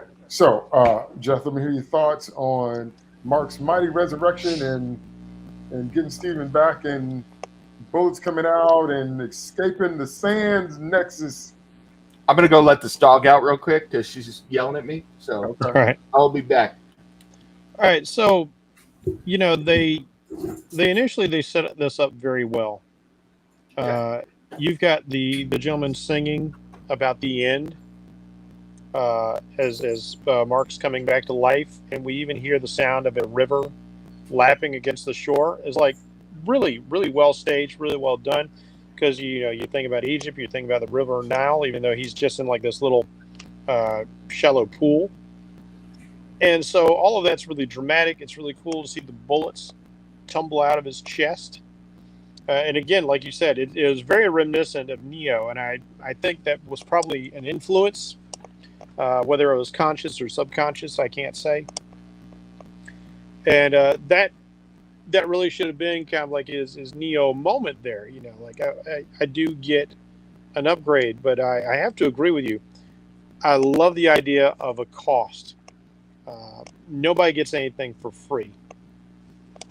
And it makes sense that he's in balance because he's put Steven to bed. However, I also understand, given the mythology of the character in the comics, that Stephen Grant is an integral part of who Mark Spector is, and some of these other personalities and identities and whatnot, and if you're going to go with the DID approach to him. So here's what I would have done. He gets balanced. He gets to go to the field of reeds. There's that wonderful moment that actually reflects, calls back to Dr. Octopus in No Way Home, where like Peter fixes him and he's like, it's so quiet because there's no more extra voices in his head. And that was pretty impactful. That meant a lot to Mark because he'd been living with who knows how many extra people in his head for how long, as he's balancing out his trauma and his guilt and everything else that's going on. And so I thought that was pretty poignant. But he should turn away because I'm going to write it out myself. And he says, yeah, this is great and all, but I can't leave the world. I've got a job to do. There are people depending on me, people I care about, and I have a mission. Because at heart, he's been a soldier for a very long time. And Osiris accepts that, opens up the gates, he gets to go back through. So then we kind of proceed as normal. We get into the fight. He and Arrow are fighting. Khonshu and Ahmed are fighting. And Harrow is just kicking his butt because Ahmed is just gaining in power and gaining in strength the whole time. She's got more followers. She's eating souls, all this stuff. Khonshu is a withered god. And, they're doing the best they can. But, like, now that we have a fully realized Avatar and Arrow, Mark is getting his butt kicked. And for a while, it's a little back and forth, because Moon Knight's pretty awesome. But, there comes a turning of the tide. It becomes very evident that he is going to lose, and he's going to lose badly. And that's going to be the end of things. Arrow's even telling him, like, this was always the way it was meant to be. I wish you could have seen things my way. This new world, I wish, his famous line, I wish you could be here for it. This benevolent acceptance he always has as he's offing somebody, which I think is a pretty exciting key component of his personality. And he kills him. He kills him as the Moon Knight, or at least we think he does. What happens is Stephen or Mark drops into the Duat because he's already disavowed paradise, and he finds Stephen out there. And as he's turning to sand, he comes to him and he pulls his heart out, and they do the thing. He's like, if I'm going to win this fight, I need all of me. Mm-hmm. Because Stephen, as I've always said, like, each personality is still a piece of Mark. So he can't leave behind a piece of his soul. Even if he's gone through the trial to have balanced himself, he's exposed all of his truth to himself, but he still needs every part of himself. And maybe as he does that, as a fun little aside, somewhere we see a red sarcophagus crack and parts of it fall away. Because we know that's the Jake Lockley sarcophagus. It's like, so like, it's like, I accept you, I accept all of me, and that would be kind of cool. The sarcophagus breaks and we see a foot step out. So then that's when we get the moment when he comes back and he starts fighting harder and harder, and then Arrow's in real trouble. And it's only when Ahmed gains ascendancy, like just ripping more souls out of people, that Arrow gets that upper hand. And then we have that kind of blackout, and we know that Jake Lockley takes over and has defeated Harrow. But that's how I would have played it. I really think that there was, again, a missed opportunity there. As much as I kind of like the back and forth fighting could have come after, like, he hauls him back, but we should have left Steven dead. If we weren't going to kill him permanently, we should have left him dead long enough for the audience to think Steven's never coming back. Right. Because there was that little carrot that was dangling in front of us, like, you do this stuff for Khonshu, then you go away. I get my life. You basically already had your life. I get my life. And then when he finds out he's not the real person, it's only right that Mark continues his life. But if he decides that, like, I need you because you are a part of me, then that pays off if we do it that way. Because otherwise, this just turned into, like, Super Punch Out. Super Punch Out. All right, Steve, what do you think about Mark's resurrection and the Sand People? Yeah, honestly, DT, I was kind of in line with your thoughts when I saw it. I really did think that they were going to leave Steven dead. I've kind of felt like that was supposed to be the idea that, eventually, okay, I make peace with my past. I have accepted my guilt and my part in my brother's death and, all the people that I killed and all of that. And I don't need you as a crutch anymore. I can get my life in order by myself and I don't need you.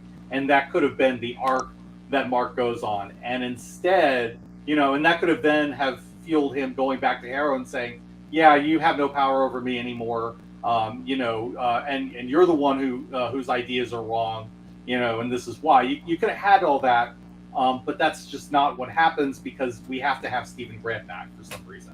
We have to play the, you thought he was dead? No, he's not really dead. We're just going to pull him back because, we have to have him back, for whatever reason. I felt like that was disappointing. So I completely understand where you were coming from on that part. And it's just, honestly, there should be a cost to going to the underworld and coming back. There should be, how many times have we seen in various myths throughout the world, you don't go to the land of the dead and come back the same person. Orpheus, for example, he went in to get his wife. And what was the cost? If you look behind you, during the entire trip, back up there, she is lost to you forever. Mm-hmm. And he looks behind him, and she's lost to him forever. That's the cost that he pays, for playing the game with death. It's just it operates by very old arcane rules, and they are very inflexible. And you can't just bend the laws of the universe. For your benefit. Death is what it is. It is inevitable. And so it's just so disappointing that they just decide to pull the rug, just to have this whole thing. And plus, I honestly, the whole, you're in balance because Steven is gone, nonsense. And the reason why, because you have Jake Lockley locked up in that sarcophagus and you have not dealt with him. You don't know. How can you say you're in balance? I mean, I don't even care if he's in a sarcophagus. He's clearly coming out. You are blacking out, and he is taking over your body against your will. That means that you still have problems.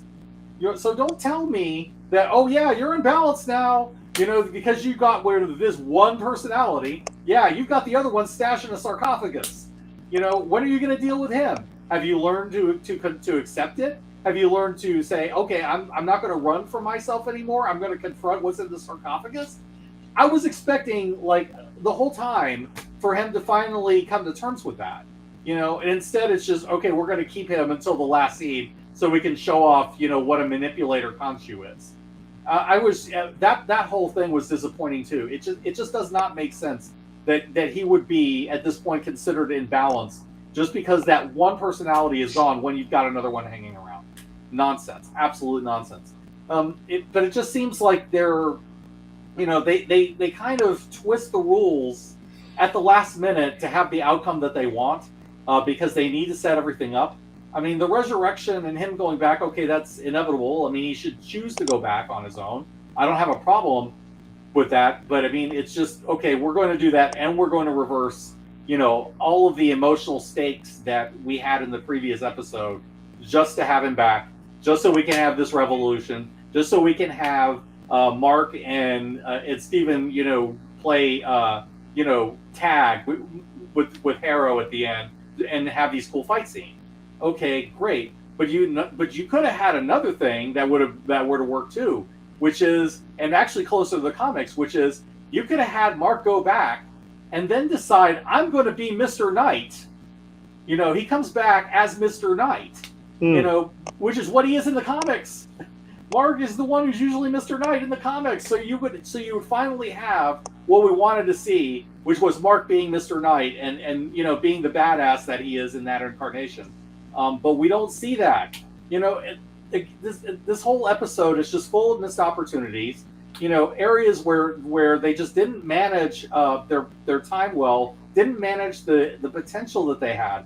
They had so much stuff there, and they just squander it because they have a preconceived outcome that they have to have. And honestly, a lot of this is again the time, the 6 episode format, and I blame Kenneth Feige for this. Absolutely, because he's the one setting this up. Like when you have every single Marvel show, collapsing at the 6th episode in much the same way, it's Feige. I don't know who else to blame for this. So it's just a disappointment, and it's again another one of those things where everything is inconsistent, and as much as you want everything to come out right, it just falls into the sand trap. Well, again, Nemesis's words ring true. It's got to make sense in the story world. Establishing rules. Now, I've been arguing about that. I don't know if y'all have been. I've been arguing about that, about the Kenobi series, all for the last 2 weeks. It's been you and me both. Okay, yeah, it's been the same argument that, either Star Wars was always messed up, and then I'm like, well, we complained about it then too. This is not new. The difference between that and this is that OT and PD didn't have a Reva, but we'll talk about that when we get there. But I was like, rules, man. If you make rules, you need to establish them. You need to make them consistent. And one of the reasons I have a novel series is because I wrote and realized it was too much for a short story. So you know what I did? I changed my format. So what Steve is saying is that, Feige or whoever needs to look at, is this format working for every story? Maybe we got more story that can be told in half a dozen episodes. So maybe we need to be a little bit more flexible and change the format or cut the story down. Okay, Nims, your thoughts on the resurrection of Steve and Mark? I will say real quick before I get into Steve and Mark on the making sense in the world. Mm-hmm.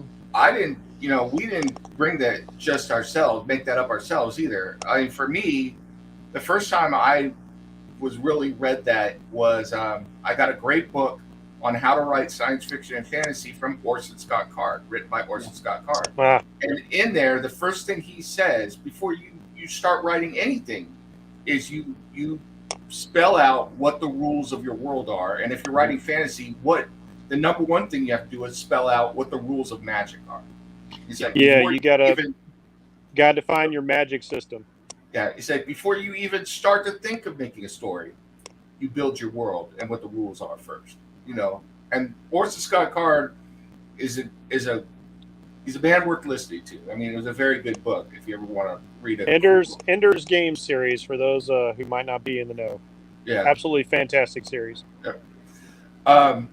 On Mark and Steven, I'm going to go a little bit different direction because I think you guys hit the story stuff real well. In episode 5 and through this whole episode, Disney's made a big deal about this is the first hero who has got a mental illness. He's openly out there. He's got a mental illness. He's got dissociative identity disorder. And they completely forget Mark Ruffalo as the Hulk, constantly calling him the other guy. Yeah, yeah.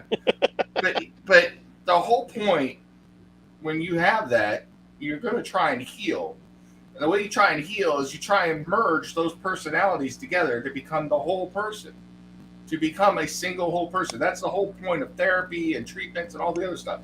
And sometimes it can be almost impossible to get there, but that's what you want to do. That's where you want to move to, is to merge those personalities together. So here you are telling us all about this guy who's got this mental illness, And in episode 5, emotionally so, we go through a supernatural therapy session with this character where he merges a personality, a huge breakthrough. Even even though Steve's point is true, he's still not whole because Jake Lockley's still out there. He has made a major breakthrough. Yeah. And then you tell us that the heroic character here is going to become mentally ill again, and it's going to be good for him. Now, I'm sorry, I don't like SJW stuff most of the time and crusading on the backs of shows, but what kind of message are you sending where you're saying it's time to become mentally ill again, folks, and mental illness is our strength? This goes beyond not learning nothing and going straight into, okay, I learned something and now I'm going to unlearn it because the plot requires it. Yeah, because honestly, one of the reasons that episode was so emotionally powerful for me was, we watched a man go through an hour-long therapy session and merge this creation of his into his psyche again and get healed on the other end of it. And it was supernatural and it was fantastical and everything, but that is basically what we watched. And it's a powerful moment. And it's like, you shouldn't want Steven back. Steven is a symbol of a horrible thing that you've had to deal with. And Steven's death should be seen as an epiphany, a catharsis. Mm-hmm. And that is not how it's treated. I'm sorry. I'm like, man, talk about stepping all over your message. And granted, we need Steven to a certain extent for MoonKnight to stay MoonKnight if we want to keep it as this broken character.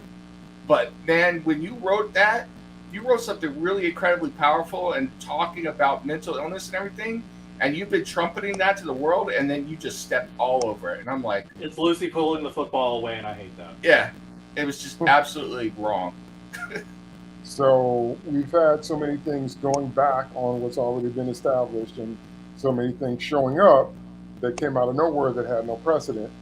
So what happens next is that Teroret tells Layla they have to imprison Amin in a human body, which is another rule of the world that I think is stupid. She's got to be imprisoned in a human body, and that's what's going to vanquish her. And okay. So then that's when Layla becomes Teroret's avatar. And Teroret tells her she's got her own cool costume. I agree with Jeffy. Teroret, from her first words, were annoying, and she's only gotten more annoying as the story has progressed. But okay, so then, so Harold's out there judging all of Cairo, and it's like, the early sequence, except it's, big purple boats, he's Prince is in the sky and there's purple rain everywhere, and he's, never meant to cause you any sorrow, so he's bringing all that down. So Layla shows up, flexes her wings like the Wonder Woman 1984 costume should have looked. And I do have to admit, it looked cool, but I literally was like, huh? And so all that stuff is going on, and then Layla jumps in the fight, and it goes back to what I said before about learning curve, because Layla had none. And then the other thing, because some people were saying this is a really cool effect, and I understand what she's talking about, because Jeff explained, she's got to eat lightning, and cut out thunder. So she's eating the souls, and then they grow, and I get all that. Okay, Giganta and Apache Chief, okay. But now they're Godzilla and King Kong size fighting in the background. And I'm like, what I said immediately is, I know there are some stakes, but I don't feel like there are. Mm-hmm. I should feel like there are more stakes when we see two giant, beings fighting like that, and they're duking it out and all that. But I'm like, it feels like a video game, and it shouldn't feel that way. So, okay. Well, that's because all the people who are going to be affected, they've been reduced to little purple glowies. So we don't see the trauma. We don't see people getting crushed on the ground. We don't see the dead bodies other than like, you know, when they first grab them, you know, you see the soul coming out, but you never really see the aftermath. So we don't have that connection that when we see on the screen trauma or violence being done to another human body. And when you reduce it to like your little purple glowy soul, it's a video game. That's right. So during this whole little stretch, I was like, we finally get to the actual point of the episode, which is you just wanted to power up Layla. So everything else has kind of been an excuse to get to this point. And that's why we're looking at the story code and we're saying it doesn't make sense, doesn't make sense, doesn't make sense. And you just wanted an opportunity to do that. And once again, here's the thing. Let's say Layla does not become Teret's avatar and she gets no costume and no powers. The story still could have been told with regular Layla. It, in fact, would have been more fun with regular Layla because she could have still been in some jeopardy and MoonKnight would have had to step up again to save her. You could have had that thing of, I just lost my brother, I can't lose you too. You know, I know that's cheesy, but it carries some weight to it when you're just coming off of one loss and then you have to fight harder to prevent another one. There's all kind of better places it could have gone. But when you superpower Layla, and then when you have her saving the resurrected Mark Steven combo, which is supposed to be better than when, you know, they died, I was just kind of like, so this is just like a full, you know, Layla's a strong woman, strong, powerful women, capable, independent, strong, and she's strong. She's Ray. And so I was like, okay, well, I didn't go all the way to disliking the character, but I was like, if y'all wanted to make a Layla show, make a Layla show. We would have watched the Layla show. The actress is great. The character is great. But this is a MoonKnight show. And so I was like, okay, so I want to see him save the day. And he got saved at least 2 or 3 times, if I recall, in this episode alone. And I was like, And so again, I want to be clear, don't have anything against the character, don't have anything against those kind of developments, but it doesn't make any sense beyond a girl power move in this context. It doesn't make any sense to do that as Layla as a character. And I will go so far as to say this, before I throw this to my co-host, it actually, in a sense, in a way, diminishes her. When she had to get by on her wits, when she had to get by on her guts, when she had to get by on her know-how and her savvy, when she had to get by on her knowledge of hieroglyphics and pyramids and the terrain. You know, she's Laura Croft and Indiana Jones. We'll take that. We love that. We love her. But now, well, I can just fly, I can do this, I can do this, I can do that. See, that actually diminishes her. I know you probably thought you were giving her a glow up, but from what we've seen and the way she's been developed, that actually diminishes her. And if you no longer have to rely on all those other character traits that have been established in these previous 5 episodes, what was the point of it? What was the point if she's just going to get a power up and now she can do all this stuff and now she's on the same level as a hero? And that is the one thing I have always noticed seems to be the common thing, that we're just as good as the men. We're just as strong as the man. Obi-Wan Kenobi. Leia's just as important as Luke is. I mean, Bail Organa encapsulates the whole spirit of the thing. He's just as important as he is. And you know what I have to say to that? Anybody that has to say they're the king is no true king. Okay? Tywin Lannister speaks the truth. If you're just as important as anything, you actually don't have to say it. If you can bring whatever it is that you bring, you actually don't have to say anything. You just do what you do. And what you do and who you are will actually speak for itself. You don't have to keep beating this endless drum of trying to establish something that your actions and your presence just don't bring with it, because you don't have to say it if it's actually true. And anybody that knows that, you pick any character quality, internal or external. Whenever you see somebody pull out a big wad of bills and they flipping bills, they ain't got no money. People with money don't do that. People with real money don't pull out big. When's the last time you saw Bill Gates pull out big water bills? People with money, people with actual money, life-changing money, billionaire with money, they don't do that. Okay, so you pick anything in life, and whenever you see somebody trying to beat you over the head with how true this is, probably the opposite is true. And so I'm saying all that's a bit of a rant to say I didn't want to feel that way about Layla.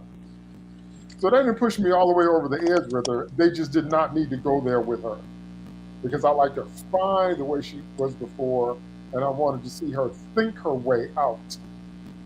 That's the strength of the character. And in that sense, she was already Mark's equal. They were doing the Indiana Jones thing together. They established that. We love that. So this power thing was just not necessary as far as I'm concerned. Okay, so let me hear from my co-host, because I got ranty, but that's what we do up in this mug. So let me hear from my co-host about the emergence of Super Layla. Start with Steve. Yeah, it goes back to the whole thing. I get frustrated with this kind of thing, and it's just because, like, I can see that they're probably acting from what they think are the best intentions. I think they really are. I mean, and all they talk about, and if you look at any of their interviews, is, okay, you know, we have an Egyptian superhero now. And I'm like, okay, I'm not against that. I have no problems with Layla being an Egyptian superhero or whatever. If you can make it work. That's perfectly fine. Honestly, I would want to see Layla Al-Ful, a Tomb Buster. If they had made that show, I mean, I would absolutely be for that. I don't think she needed a power-up, to be honest. I think she's perfectly capable without it. But because these people, you know, seem to have this real desire to boost the women up because they think they need it, even when they don't, you know, it ends up being that you're throwing the whole balance out of the show. And what's ended up happening is, before, what would happen is she was perfectly balanced with the Mark and Steven personalities. Their scales are not in balance. Yeah, because she was able to bring the physicality that Steven didn't have, and she was able to bring the book smarts that Mark didn't have, and because of that, she was able to balance both of them out. Now it's like, what does she need Mark for? What does Mark give her at this point that she doesn't already have? Not a damn thing. And that's the problem. And what's worse is they are doing this at the expense of the main character. And I would honestly say this, even if it were a female character and a male character were doing this. If it was Buffy and Spike came in and completely overshadowed her, you know, because they wanted to push a Spike show, I would still have a problem with this, because it's not his show. And it's the same thing with Layla. It's not her show. And it's not her journey. It's Mark's journey. It's Steven's journey. You know, it's about them trying to find acceptance and dealing with the mental issues that they have, and, you know, making peace with themselves, and, you know, the class of ideologies between vengeance and preemptive crime. You know, all of these things. But, you know, and Layla is certainly an important component to that. I think she can be a lead. I think she has the ability to be a lead. But, you know, you're making her so strong that she doesn't have the vulnerabilities that make her interesting. What makes a female character interesting isn't that she's great and unbeatable and super strong. It's that she has weaknesses and that she's able to overcome them, you know, with what she has. You know, that is strong female character. You know, and again, I just think that there are too many of these creators with this idea that they have, that I am sure that they think they mean well, but because of that, they go too far. They make the character more than what they should be making it, and because of that, we lose interest in the character, because all the things that we found endearing and all the things that they struggled with that we related to are no longer there. And I feel like they're doing this with Layla, and that is such a disservice, because I honestly there is one, I think, shard of hope, and that is if she only took the Towerette power temporarily. You know, because that was the agreement that she made with Towerette. Yeah. Now, I am afraid they're not going to do that, because they're going to want to push Layla as a character, you know, and they want her to be Wonder Woman again.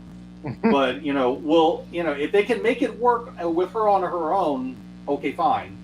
But, you know, as it is, it's just, I just see it's just one more thing where for 5 episodes, they really had a really great character on their hands, and they handled her really well. Even in some of the episodes that we had issues with, Layla was never one of those concerns. Right. But they spring this on them, which you could tell that they were springing this on her from the beginning. They wanted to do that, but it's just like, she's not the end game of this story. The end game of the story is what's going on with MoonKnight, and this is not the Scarlet Scarab. So because of that, I just feel like so much potential was wasted, and it's a shame because I love Layla, and I would absolutely love to see her in the future if they did her well. I think it's a testimony to the actress and the writing of the character that this didn't throw us off her completely. Because I still love her too. I agree with you completely. And we would have watched, even if they still ended up in the same place, we would have watched a show about her. But not when her glow up diminishes all the good stuff we've seen up to this point. Nims, what do you think about it's a job for Super Layla? Well, I'll build on Steve's point real quick, where the sign of a great character, not just a female character, but any great character, is their weaknesses a lot of the time. You look at Superman. Superman is not his most interesting when he can just flick a pinky and take out, a normal criminal. One where he really shines and you see the bravery and humanity of Superman is when he's up against something that is even he's outmatched by.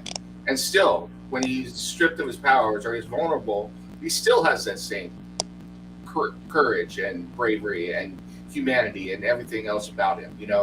That's when Superman truly shines and comes into his own. I mean, Batman's got his vulnerabilities. Every hero has vulnerabilities which make them more interesting and add depth and complexity to a character. And when you take that away from them, you handicap them. You hamstring them. They become less interesting because nobody cares about a character that is perfect, basically. It's boring. I hate to say it, but it's boring. It doesn't have to be a tragic backstory where we're like, oh my God, just put us all out of our misery and just go jump off a bridge right now, but it has to have some element of weakness or something they have to be able to overcome. Otherwise, the whole element of storytelling, is your hero transcending, and you've lost that. That said, with Super Layla here, I agree with Steve absolutely. At the point where she came and just started kicking everybody's butt, Mark should just sat back and been like, "Woo, My work is done." Yeah, he didn't even do anything. He just popped open the barbecue and sat down in the folding chair and been like, "Yeah, I'm grilling up some falafel or whatever it is," and done the whole thing. Khonshu's off to the there side. saying, "What do you need me for?" Yeah. Khonshu's off to the side, going like, "See, Mark, I told you she'd be great Avatar." Yeah. I also agree with you. I thought one of the greatest lines in this episode, and I felt a little like, I don't know what I felt, but I genuinely liked it, and I cringed a little bit because I knew that the diversity crowd, and I say that diversity in not a good way, but the diversity crowd who wants, I'll just leave it out there. I'm just going to go too much into that. But when she said, the little girl asked her, "Are you an Egyptian superhero?" And that was so aimed at a certain group. But I will be honest with you. It was a little too on the nose. Yeah. Absolutely. I It love wasn't that. a little too on the nose. It was right on the nose. Yeah. It was It was like clown nose right there. No, Right, it was the Infinity War. All the female heroes happened to be in the same place at the same time moment all over again. By the A-Force. Oh, look, it's all the women. Yeah, but I will say that I did like that line. I liked the idea. I was like, okay, there should be other superheroes. It's just like, let's explore it, and I don't have a Egypt problem should have with a it. superhero. Why not? Yeah, so I like that whole thing, but like you guys hit on, it was just all of a sudden out of nowhere, it was Layla who was going to kick everybody's butt, know how to use the new suit flawlessly, flexes her wings, does the spinorama thing. I mean, it's just the whole thing. It was like literally. All right. And there's one other issue that I have too. Layla goes through this whole song and dance about, "I don't trust you, Khonshu. I'm not going to make this deal with you because I know I can't trust you." Oh, Hippo Goddess wants me to be her avatar? Yeah, sure, why not? Yeah. Okay, She says, so why? because she says cute things and everything, And she just sounds so nice. Because she's a female hippo. See, the subliminal suggestion is that she can be trusted innately. Yeah, only the most feared animal in the African, waterways. Right. Even more feared than crocodiles, hippos. Right. Kill more people a year. It's just the whole thing was so over the top. It was completely over the top, and she became a Mary Sue all of a sudden. And I agree with you. I think she gave up the powers at the end because I really don't think she wanted to stay, and I think that's who she is, and I think she'll stay true to that. And I still love Layla as a character, but it was just too much for the moment.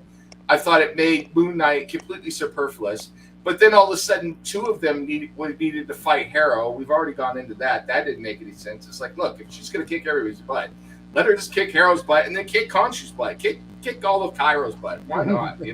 Just go for it. But yeah. And then the last thing I got to say, and this is going to go way back to another series that we did a long time ago. I don't know how long it's been, but it's like enough of the flippity foo already. It's like Stargirl. Oh man, you went back to Stargirl. Yeah, it's like, come on. It's like, it's a bad enough that you're going to break out flippity foo all the time, but you're giving them flippity foo right out the bat. It's like, come on, at least trip a couple times if you're going to do the flippity foo or something. Did I tell you no It learning comes curve? easily to her, and she doesn't have a learning curve. Yeah. There's no greatest American hero moments here. And you could have done some cool things with those wings where she was just like deflecting them, doing like a Wonder Woman type thing. I mean, you're Marvel. You can rip off Wonder Woman. You can do her bracelets, be wings. But no, you got to go for the flippity foo where she's doing that. And it's like, and honestly, if you're going to have those wings, and this is the last thing I'll say, if you're going to have those wings and spin, and you've already shown blood, then she's got to core somebody out doing that thing, man. She's just got to go and core somebody right through. At least give me that. But no, they don't even do that. So, well, let's again acknowledge that she had to download the knowledge of what her wings could and could not do. How would she know they were bulletproof? How would she know how to use them? It's like a Neo Trinity thing. Like she got the thing, and all of a sudden I know everything I need to know to max out what this suit can do. No learning curve, yeah. So it's like old school hot oatmeal. Like you took the oats and you boil the water and you boil them in, you serve them in, you got the oatmeal. This didn't take that long. Just whoop. I wonder, Layla. I will just say, going on however long it's been since this movie came out, if 50-year-old me could go back to the time when Crouching Tiger, Hidden Dragon came out, I would warn the world to be like, look, don't make a big deal of this movie because everything is going to be flippity foo now because everybody's going to be on wires. Flippity foo ever, but it's always good when it's first. Yeah, it's the 200th copy that we have to see that we. They're all kung fu masters. The problem is like you've got people with no training or minimal training, or at least no training in that stuff, doing all these kinds of weird, Yuen Wo-Ping, Kill Bill type stuff. Yeah. Yep.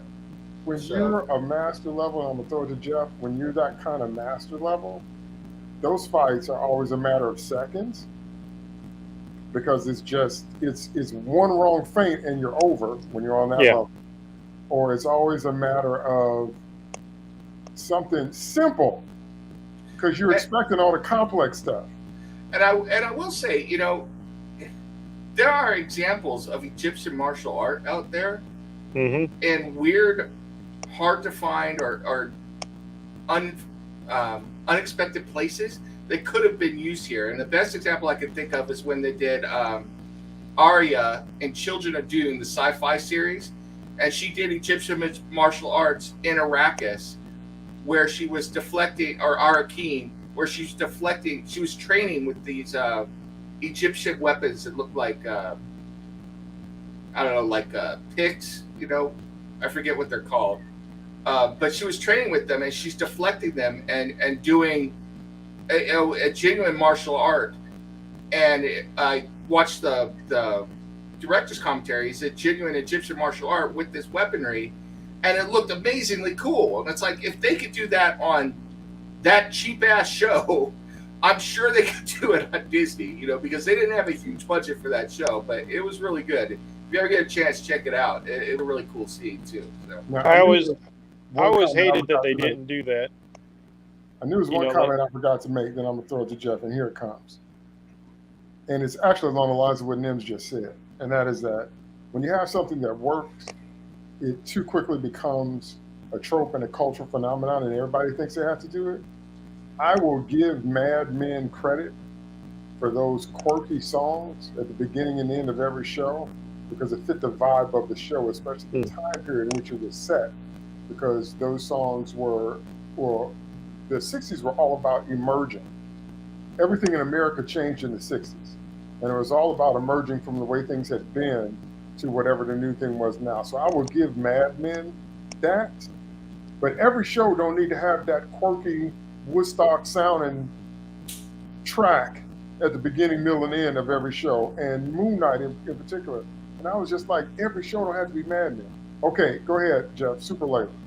Yeah, I'll agree with that. Like I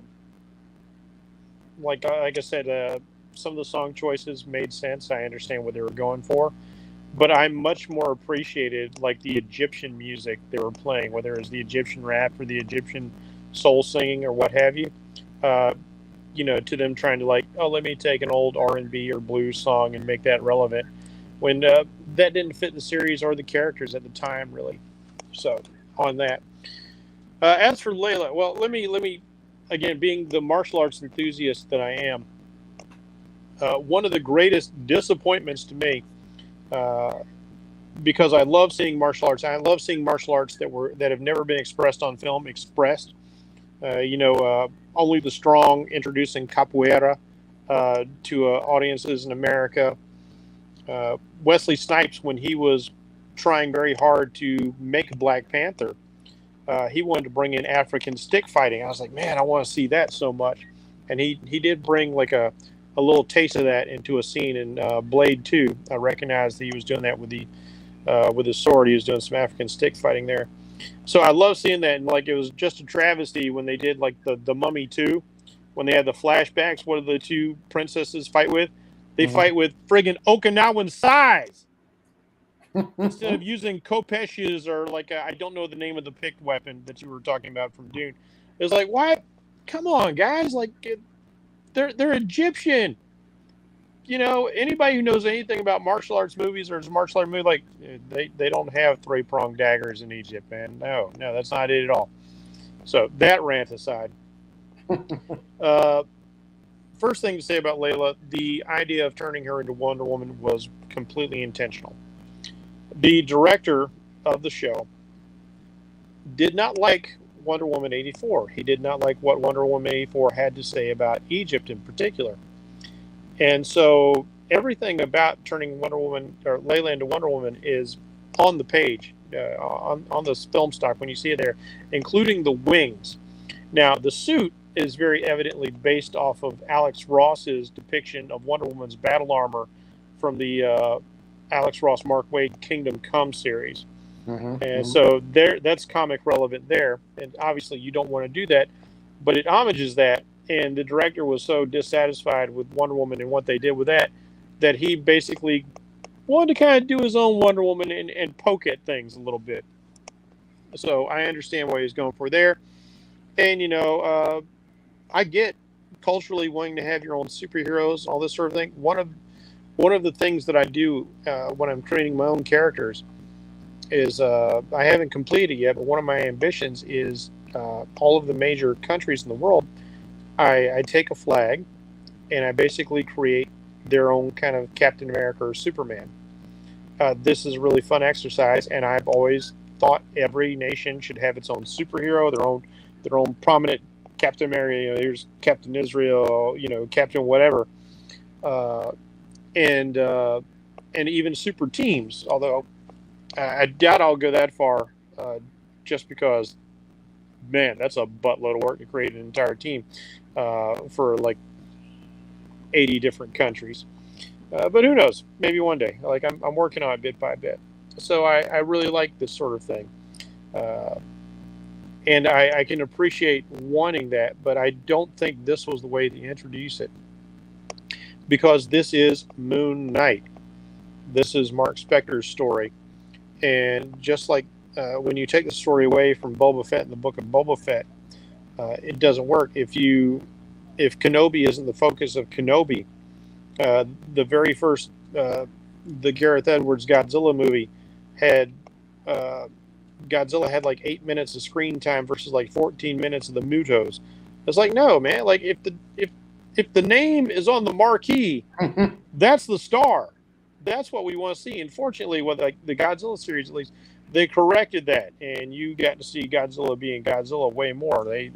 Somebody in Hollywood figured it out and self-corrected with the follow-ups as far as Godzilla goes, anyway. So Moon Knight needs to be the guy in the finale. Now, I think turning Layla into the Scarab, and I would even say the Golden Scarab, just given like, yeah, come on, Disney, like you've changed everything. This Layla is not Marlene. Just ignore the Scarlet Scarab. Just make her the Golden Scarab. Then that's 100% a Disney property. If you ever lose your ties to Marvel, you've still got the Golden Scarab. And it would have made sense. The Scarab that she uses to change his gold. Yes, precisely. It's all perfect. It's all right there. So why not just do that? That's something I would have maybe introduced either in her own solo series, or I would have built up to it in, say, the second season of Moon Knight when we get there. Like we see maybe maybe in a side episode like we did with a Book of Boba Fett. We're like, oh, what's Mando up to? Oh, he went to visit Grogu. He's sad. Okay, so let's do something like that. We'll give you little hints of Layla and build off to her own show. All for it. We're all for it. We all love Layla. So, what do we do with Layla? Well, let's put on the old writer's cap again and think. Moon Knight has his hands full with Arrow. Meanwhile, we have all these cultists who are running around judging the crap out of people on the streets of Cairo. Well, somebody needs to do something about that. And, Layla is the one to do it. So this keeps her on her level of fight, the street level fight, the human level fight, while the supernatural fight, we got escalations like Layla, totally human fight. Moon Knight and Arrow, Avatar level fight. Khonshu and Amit, God level fight. So we got these 3 tiers of fight going on, and it would be kind of cool to see the parallels and the differences of stakes going on between all 3. And so she's having to run around and save people from the cultists. And that would have made her an integral part, especially if there comes a point where Arrow starts to get upper hand because some of the cultists start breaking off and assaulting Moon Knight as well and distracting him. And he can't fight this fight on 2 fronts. And so, again, Layla, if you want to have Layla save him, this is where the partner thing comes in. This is where she comes in and does her thing. I kept thinking, as we were talking about this, the relationship, because, this is all very pulp adventure as well as horror and superhero action here. I keep thinking about the relationship between Marion and Indy, how Marion was never a weak character. She's not physically as strong as Indiana Jones because he's a man and she's a woman. But, man, she can hold her own. And Layla's even a level above that. She's got fight training that Marion never had. But, what would you see? Indy gets in trouble. Marion runs up and she, smacks a dude in the back of the head with a bottle. Or, doggone it, I'm trapped in this plane. Oh, man, Indy's in trouble. What can I do? Oh, there's a tail gun over here. Let me crawl in here and, take out all these guys, run in with guns while Indy's having to fight this big galoot over here. She is a strong contributor to the heroic narrative of Raiders of the Lost Ark. Layla could have had that role here as well, without having to try and turn her into the bestest ever. And she didn't need that. She did not need that. Again, I said, I appreciate the need, the want, the desire for an Egyptian superhero or superheroine. I am all for it.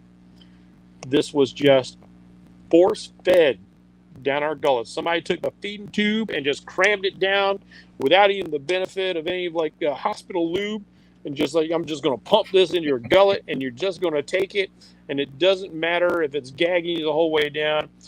You just got to eat it and be happy with it no matter what. We're gonna shove it into this narrative. We're going to take that square peg and bash it into this round hole. Idiocracy becomes a thing all of a sudden. So I don't want to eat dinner anymore. It didn't have to be this way. It didn't have to be this way because we love this character. She did not need that, and this was not the way to do it because it comes out of nowhere. It just drops out of the sky when we've had this whole series has been about Mark and his personalities, and we've watched the journey. She doesn't have that journey. It's just like, hey, I'm a goddess and I have a MacGuffin. Would you like your MacGuffin? Yeah, I'll take 2, please. Thank you. So no, it was like you said, DT. It cheapens the character. A character who was already great. They could totally do this with her, but they should have built up to it. All right, so we're going to rush to the end because we have a lot to talk about there, and I'm just going to condense. And so basically, what happens is that after all that fighting happens, Mark wakes up again with the big old super cane, which I think should be its own character, by the way, in his head. And then he's like, I blacked out. And then gas, shock, Big Daddy Super King. that's right. Yeah, I like it. And we have discovered that there is actually another personality that is not Mark or Steven, but we've known that, from the comics, and they've hinted, and now they're just kind of putting it out there that there's somebody else running around in the old Kanagin. Okay. So he's been bloodthirsty, and he's been the one that's done the most heinous murder, the stuff that Mark himself didn't really want to do, because they've shown that Mark has a conscience, that he does what he has to do because he needs to, but he's not bloodthirsty. That's an important distinction between Mark and Jake. So then they do the Scooby-Doo thing, and they bring Harold's body into the pyramid to do the binding spell, and it works. The Scooby-Doo element is that it always works right the first time. Even in Star Trek, sometimes when Scotty or Geordi or anybody comes up with something, it don't always work right the first time. Sometimes that's the whole basis of the episode. Is that the first time we tried this, it didn't work right, so we have to keep trying until we get it right. But here, Scooby-Doo stuff is always to make the intuitive leaps that are always the right ones, and then they build a trap that's like the mousetrap thing where you have to put like 20 things in a row and one has to trip the other, and it all has to work in perfect order or else the whole thing falls apart. Every Scooby-Doo episode ever when they catch the villain is that. That was also the Joker in Dark Knight, which is why I think it's overrated, because it was that. Everything has to happen that way. It's also Kenobi, but we'll get into that. Yeah. And so that's what this was. So we got to trap Amit, and she can be trapped in a human body. So, look, we're going to trap her avatar, which is Super Jim and Holograms cane. Okay, so we're going to put him there. So we got to make a binding spell. So blah, blah, blah. It works. And yeah, okay. So that was all Scooby-Doo-ish for me. So that happens. And then there's this line. Khonshu tells Mark to kill Harold. While he lives, so does she. And then Mark says, you want them dead, do it yourself.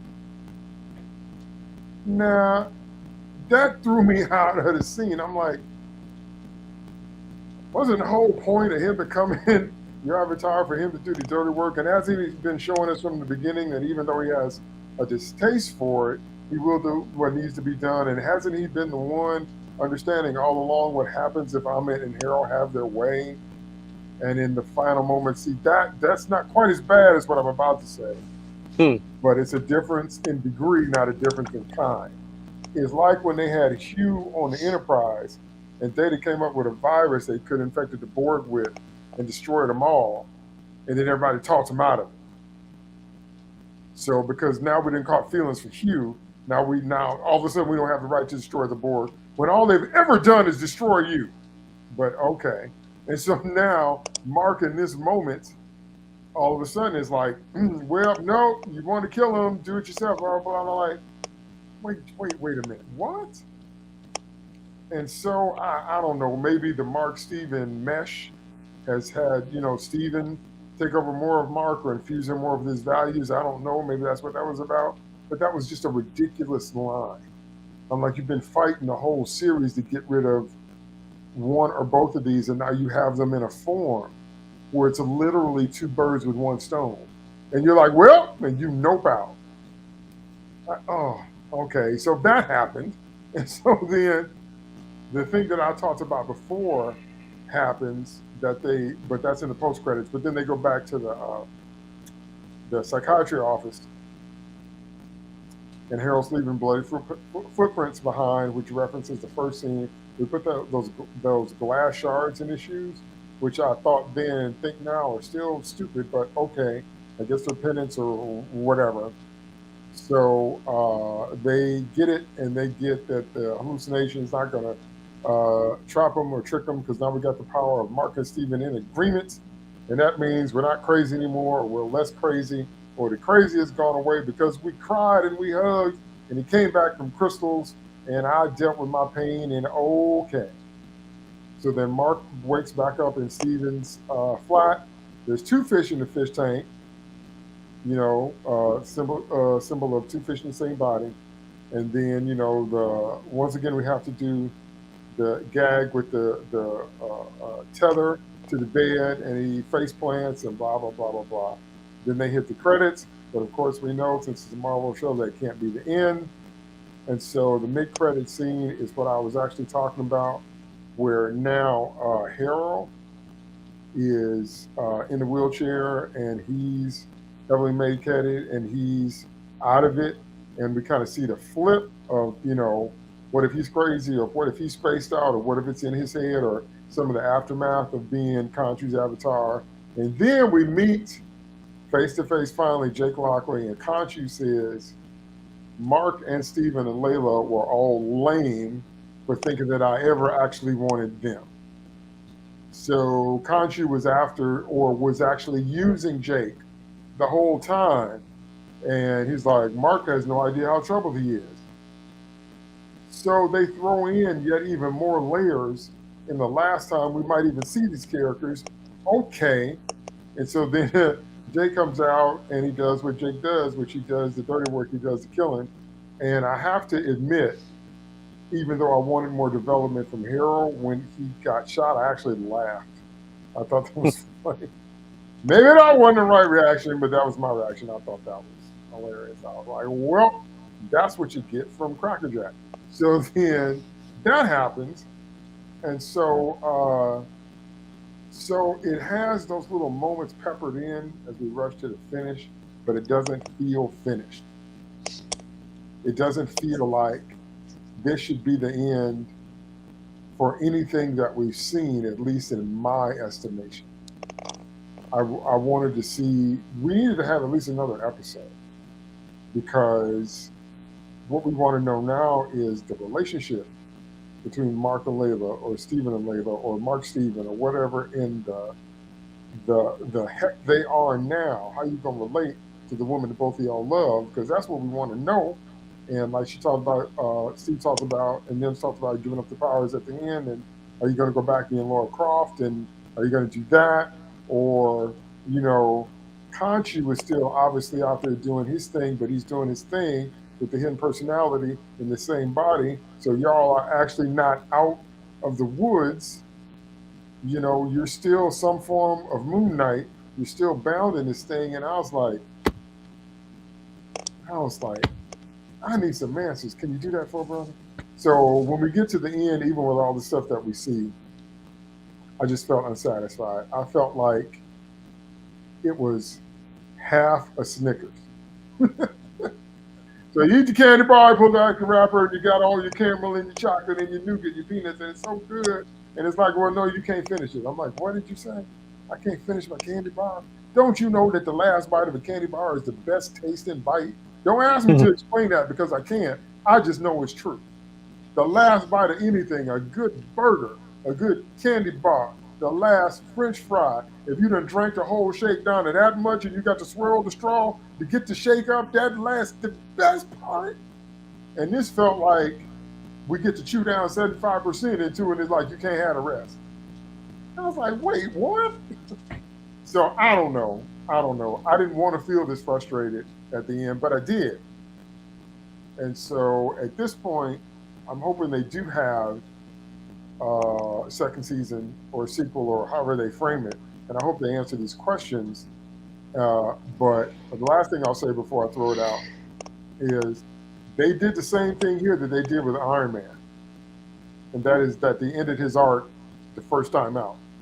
If you notice what they did to Tony, they had to find reasons to regress him after the first Iron Man.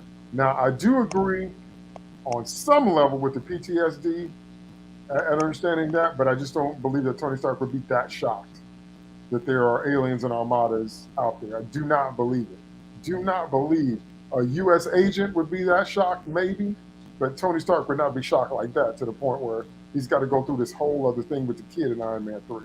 So, so they kind of ended Tony's arc. He learned his lesson about weapons. He learned his lesson about taking responsibility. He learned his lesson about owning the fact that he was Iron Man. They finished his arc in the first movie. So that's what happened here, because Mark and Steven made peace. And that was the arc here. And then you just throw in Jake. Yeah, it's been Jake all along, like it's been Agatha all along. And we might not ever see him again. I was like, that is 3/4 of a Snickers, y'all. Okay, let me hear what you guys have to say. Start with Bracey, because there's a lot going to the ending, but we gotta, we're gonna be here 2 more hours if we don't condense. All right, so I'm actually okay with open-ended endings because for me that is still an ending. I love I do appreciate an ending where like you can speculate, oh, what happens afterward. That's kind of interesting, and you becomes your own thought experiment or fan fiction or whatever you want to make of it. So I was totally fine with it ending like that. I would be okay if this was the last Moon Knight series, just for that, because the idea that Khonshu gonna Khonshu, and this is still going on the sly, no matter what you thought. It's like, yeah, like I made you think you were my avatar, but really, Lockley has always been my real avatar. Right. And looking back at the episodes, because I'd made some inference last time, is like I wondered just how early he actually appeared in the series, and I think we actually first see Jake Lockley the first time we watched Steven wig out. Watching the video. I wouldn't be surprised that the date that he witnessed was actually with Lockley. Yeah, and so like when Marcus stuck up on Layla, so to me it would make sense if it was Jake. I mean, like, look, when Lockley gets Harrow out of the asylum, look at how easily he charms the nurse. That feels more like Lockley than Stephen Grant. I mean, off the and the guy, I don't think it was Mark who had all the blood on his hands, because notice we never actually see Mark kill. We know Mark does kill. Right. We never see him kill. Every time somebody kills, it's always Lockley.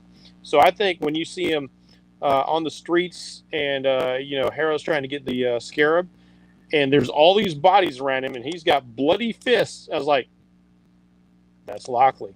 It's not even Mark. It's Lockley. I think the rest of the time it's Mark, because, Khonshu's making it like, give Mark the body, worm, that sort of thing. So he has a presence throughout the series, and that was very cleverly done. So I do like it. I like the duplicity of it. I like the open-endedness. Again, that goes back to enjoying films like Memento. Oh yeah, this guy has killed his abuser. The guy has been playing on his disability, but does that really mean that he's done? Or is he just going to recycle and go down the same path again with somebody else? We don't know, and that becomes an interesting discussion. Now, the problem here, of course, is the resolution of the personalities coming together. I do feel like him telling Khonshu was more of a merger of the personalities, like, you do it yourself. I think they have more influence on each other. I think if this goes forward, we'll see Steven becoming a little bit more macho, a little bit more manly, a little bit more aggressive, perhaps. A little bit more Mark, and Mark is going to become a little bit more Steven, because they are, at the end of the day, the same person, just different aspects. And I initially thought it was pretty weird when they get out of bed. Is like, okay, if you've been living 2 lives and you said the only time this started bleeding over is when your mom died, then why didn't you wake up in your place? It'd be kind of interesting to see your place, Mark. And Layla said, it turns out you got a place just a few blocks away or a few miles away from where we lived. Oh, how interesting is that? Is that Lockley's pad? So lots of questions there. And then when you wake up at Steven's place and we see the 2 goldfish, symbolic and also actual there, and they get out of the bed and they do the whole I'm chained to the bed gag. But if you guys know about each other, why are you still chaining yourself to the bed? Right. There's not going to be any sleepwalking. You guys are very aware of each other, so that should be your clues. Like, oh, something else is going on. So there's lots of things that aren't picked up on that it would have been interesting to see them, because they, even after everything they've gone through, and they are aware something else is going on, but they haven't acknowledged it. And maybe like when they fell out of bed, maybe the two of them should have looked at the ankle cuff and go like, hey, did you do that? No, I didn't do that. It's like, that's really weird. Yeah, and that's not the first time that's happened. But if they were planning on wrapping up the series, which is what I understood as a one and done, you can't ask those questions. You can't ask those questions. I guess giving us the Jake Lockley at the end is enough to give you the kind of open-endedness. But if you decide at that point that you are going to continue, I would have laid a few more seeds into that. The questioning of the fact that it's like, do we even know who bought the extra goldfish? And because we have this elapse of time and we don't know what's there, it's like, did he literally just wake up, or have they been there for a while? Again, it's like you said, we could use a little bit more as far as episodes go. But yeah, it's again, it's a bit hit and miss. It's very cool to see Khonshu, of course, who is like the master manipulator. I was like, Khonshu's as far as this series, he's right up there with Mephisto as far as Marvel Comics goes in my book right now. As far as the series goes, like, man, he is twisting and turning all three of them every which way. And also significant for me was the fact that they were not with Layla when they woke up, because there is an issue to deal with there. How does this relationship work? Can they have a relationship? The relationship could have worked if Steven had been left behind in the Duat and Mark is his own man once again. Then he can go forward, have a relationship with his wife, because otherwise it doesn't become this weird threesome that, like, how do we even work this out? A threesome in one body. So there's things going there, and that bespeaks that maybe Layla also has moved on, because maybe she's realized the conflict there. She's obviously got a conflict because she's attracted to both of them, because they are both the same man, just different. And now we don't know what's going on with her and Tawat. So, interesting questions. It could have been, I would have wrapped a few things up a little bit more, but again, like as far as like for the very last scene, the post-credit scene, I'm okay with that. I'm okay with a little bit of an open ending, kind of like wink at the audience, like, yeah, they're never getting out of this deal, never getting out of the deal, and we know it, even if they don't. We know it even if they don't. Steve, the ending. Yeah, I still think it was a non-resolution resolution. And I have to wonder whether they kind of had the idea, okay, it was going to be one and done, and then they got towards the end and they saw maybe like how the first episode did, and they were thinking, yeah, maybe we ought to sequel bait a season 2, because everything feels like they're trying to hit at more. They're trying to hit more with Layla. I mean, why would you empower her if you're not going to then do something with her, whether it's another show or whatnot? Why is Layla not there without an explanation? I mean, I would have liked to have seen some conversation with her and Mark at the end, and just to get an idea of like where they stand at least. We never really see that, and we're forced to do the work of the show, like Jeff just did, just to even have an idea. That's not satisfying to me. We really did need more with that. We get a resolution with Harrow and this Khonshu thing, and yeah, that's well done. I think that was a good scene to end it on. I did like that, but virtually everything else that we had been invested in, everything with Mark and Layla and Steven. What is Mark and Steven's life going to be going forward after this? We have no idea. It's just, they just decided that we're going to go and do a callback to the first episode, where they're tethered to the bed and in Steven's apartment, and it's just like, really, this is where you want to end it, exactly in the same place that they started. I mean, that's pretty much just a metaphor, really, for how backwards Mark went since the start of this episode. I mean, Jesus, it's not satisfying. It should have been more. I mean, if they are going to give us a season 2, which I hope they will, then okay, fair enough. Maybe we'll see some of the answers then. We'll certainly likely see what will happen to Layla and Mark then.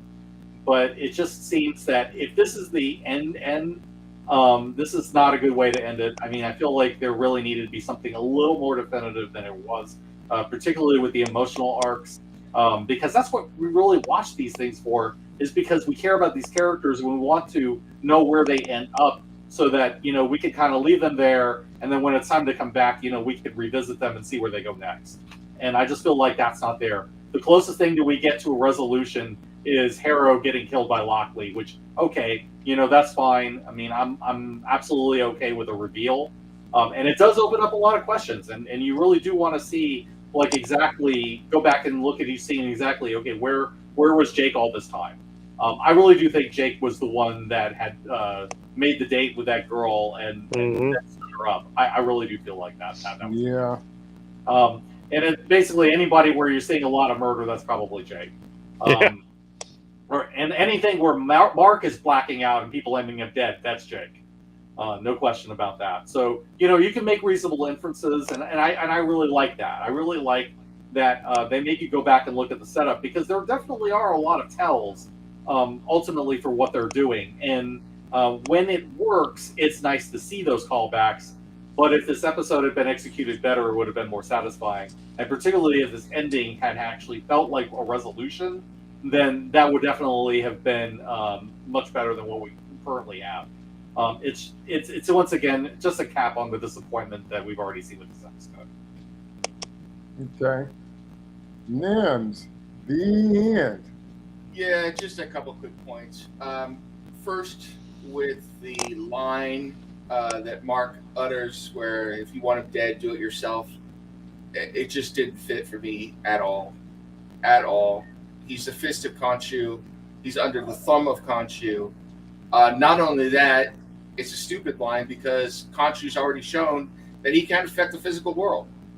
So how is he going to kill Harrow in the first place?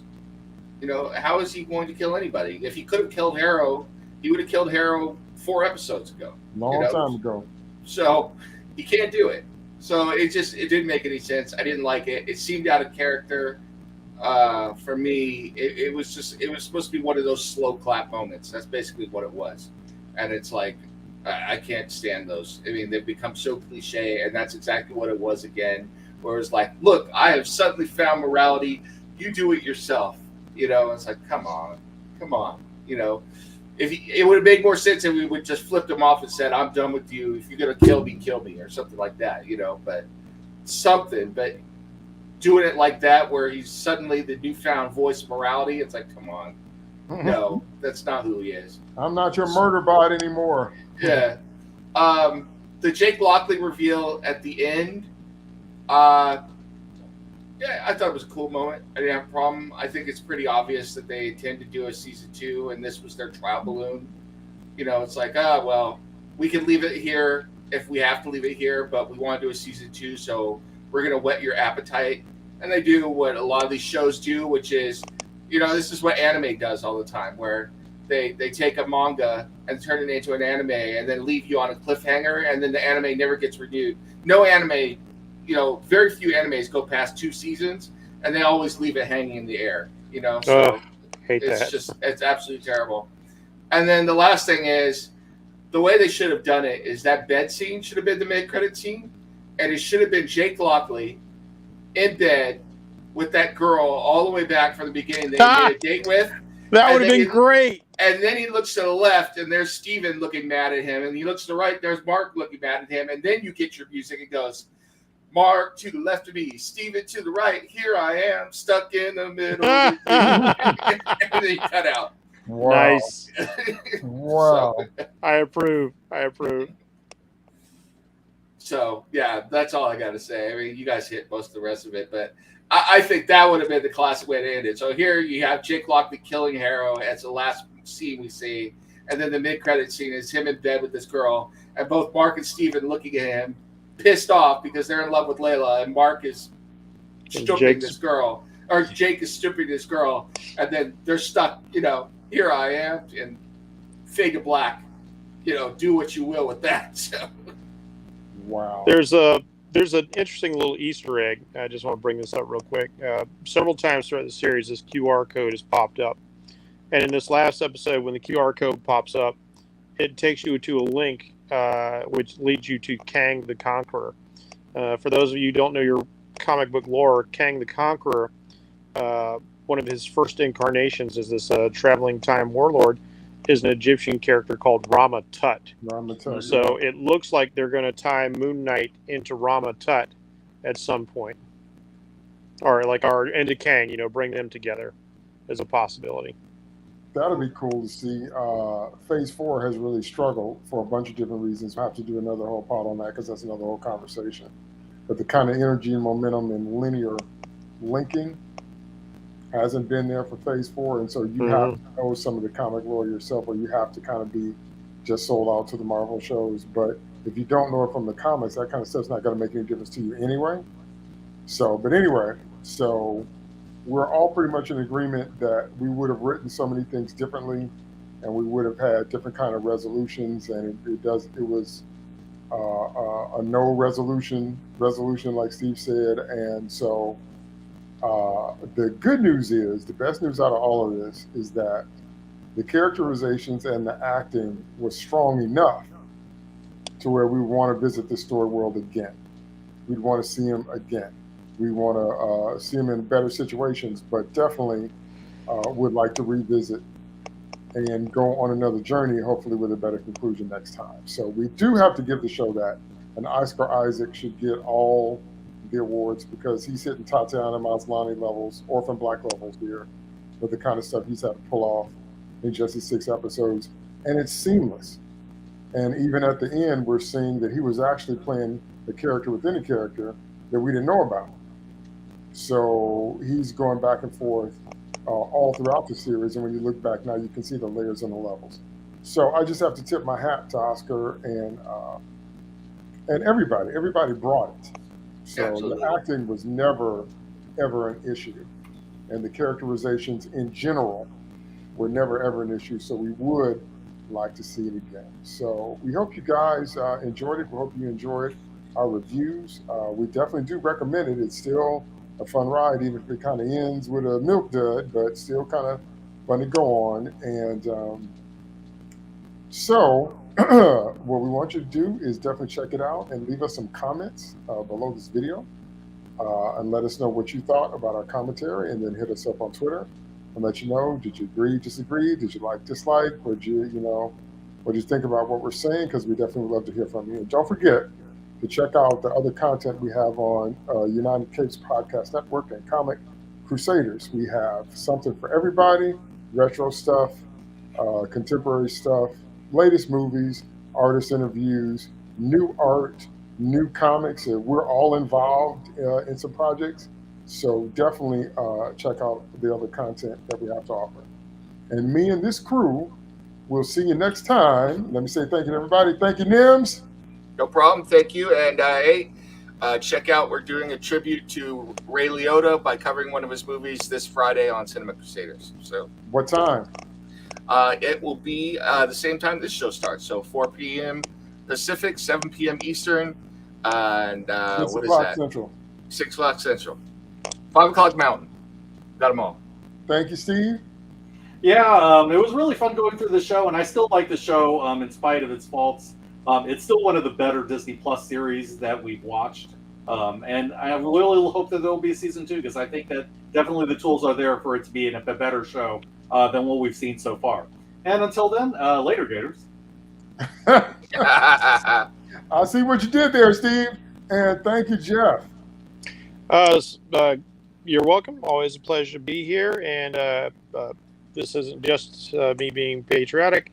I also did my duty as a citizen today and voted in my local primary. I hope all of you did as well. Participate in your democracy, or you will not have the franchise. And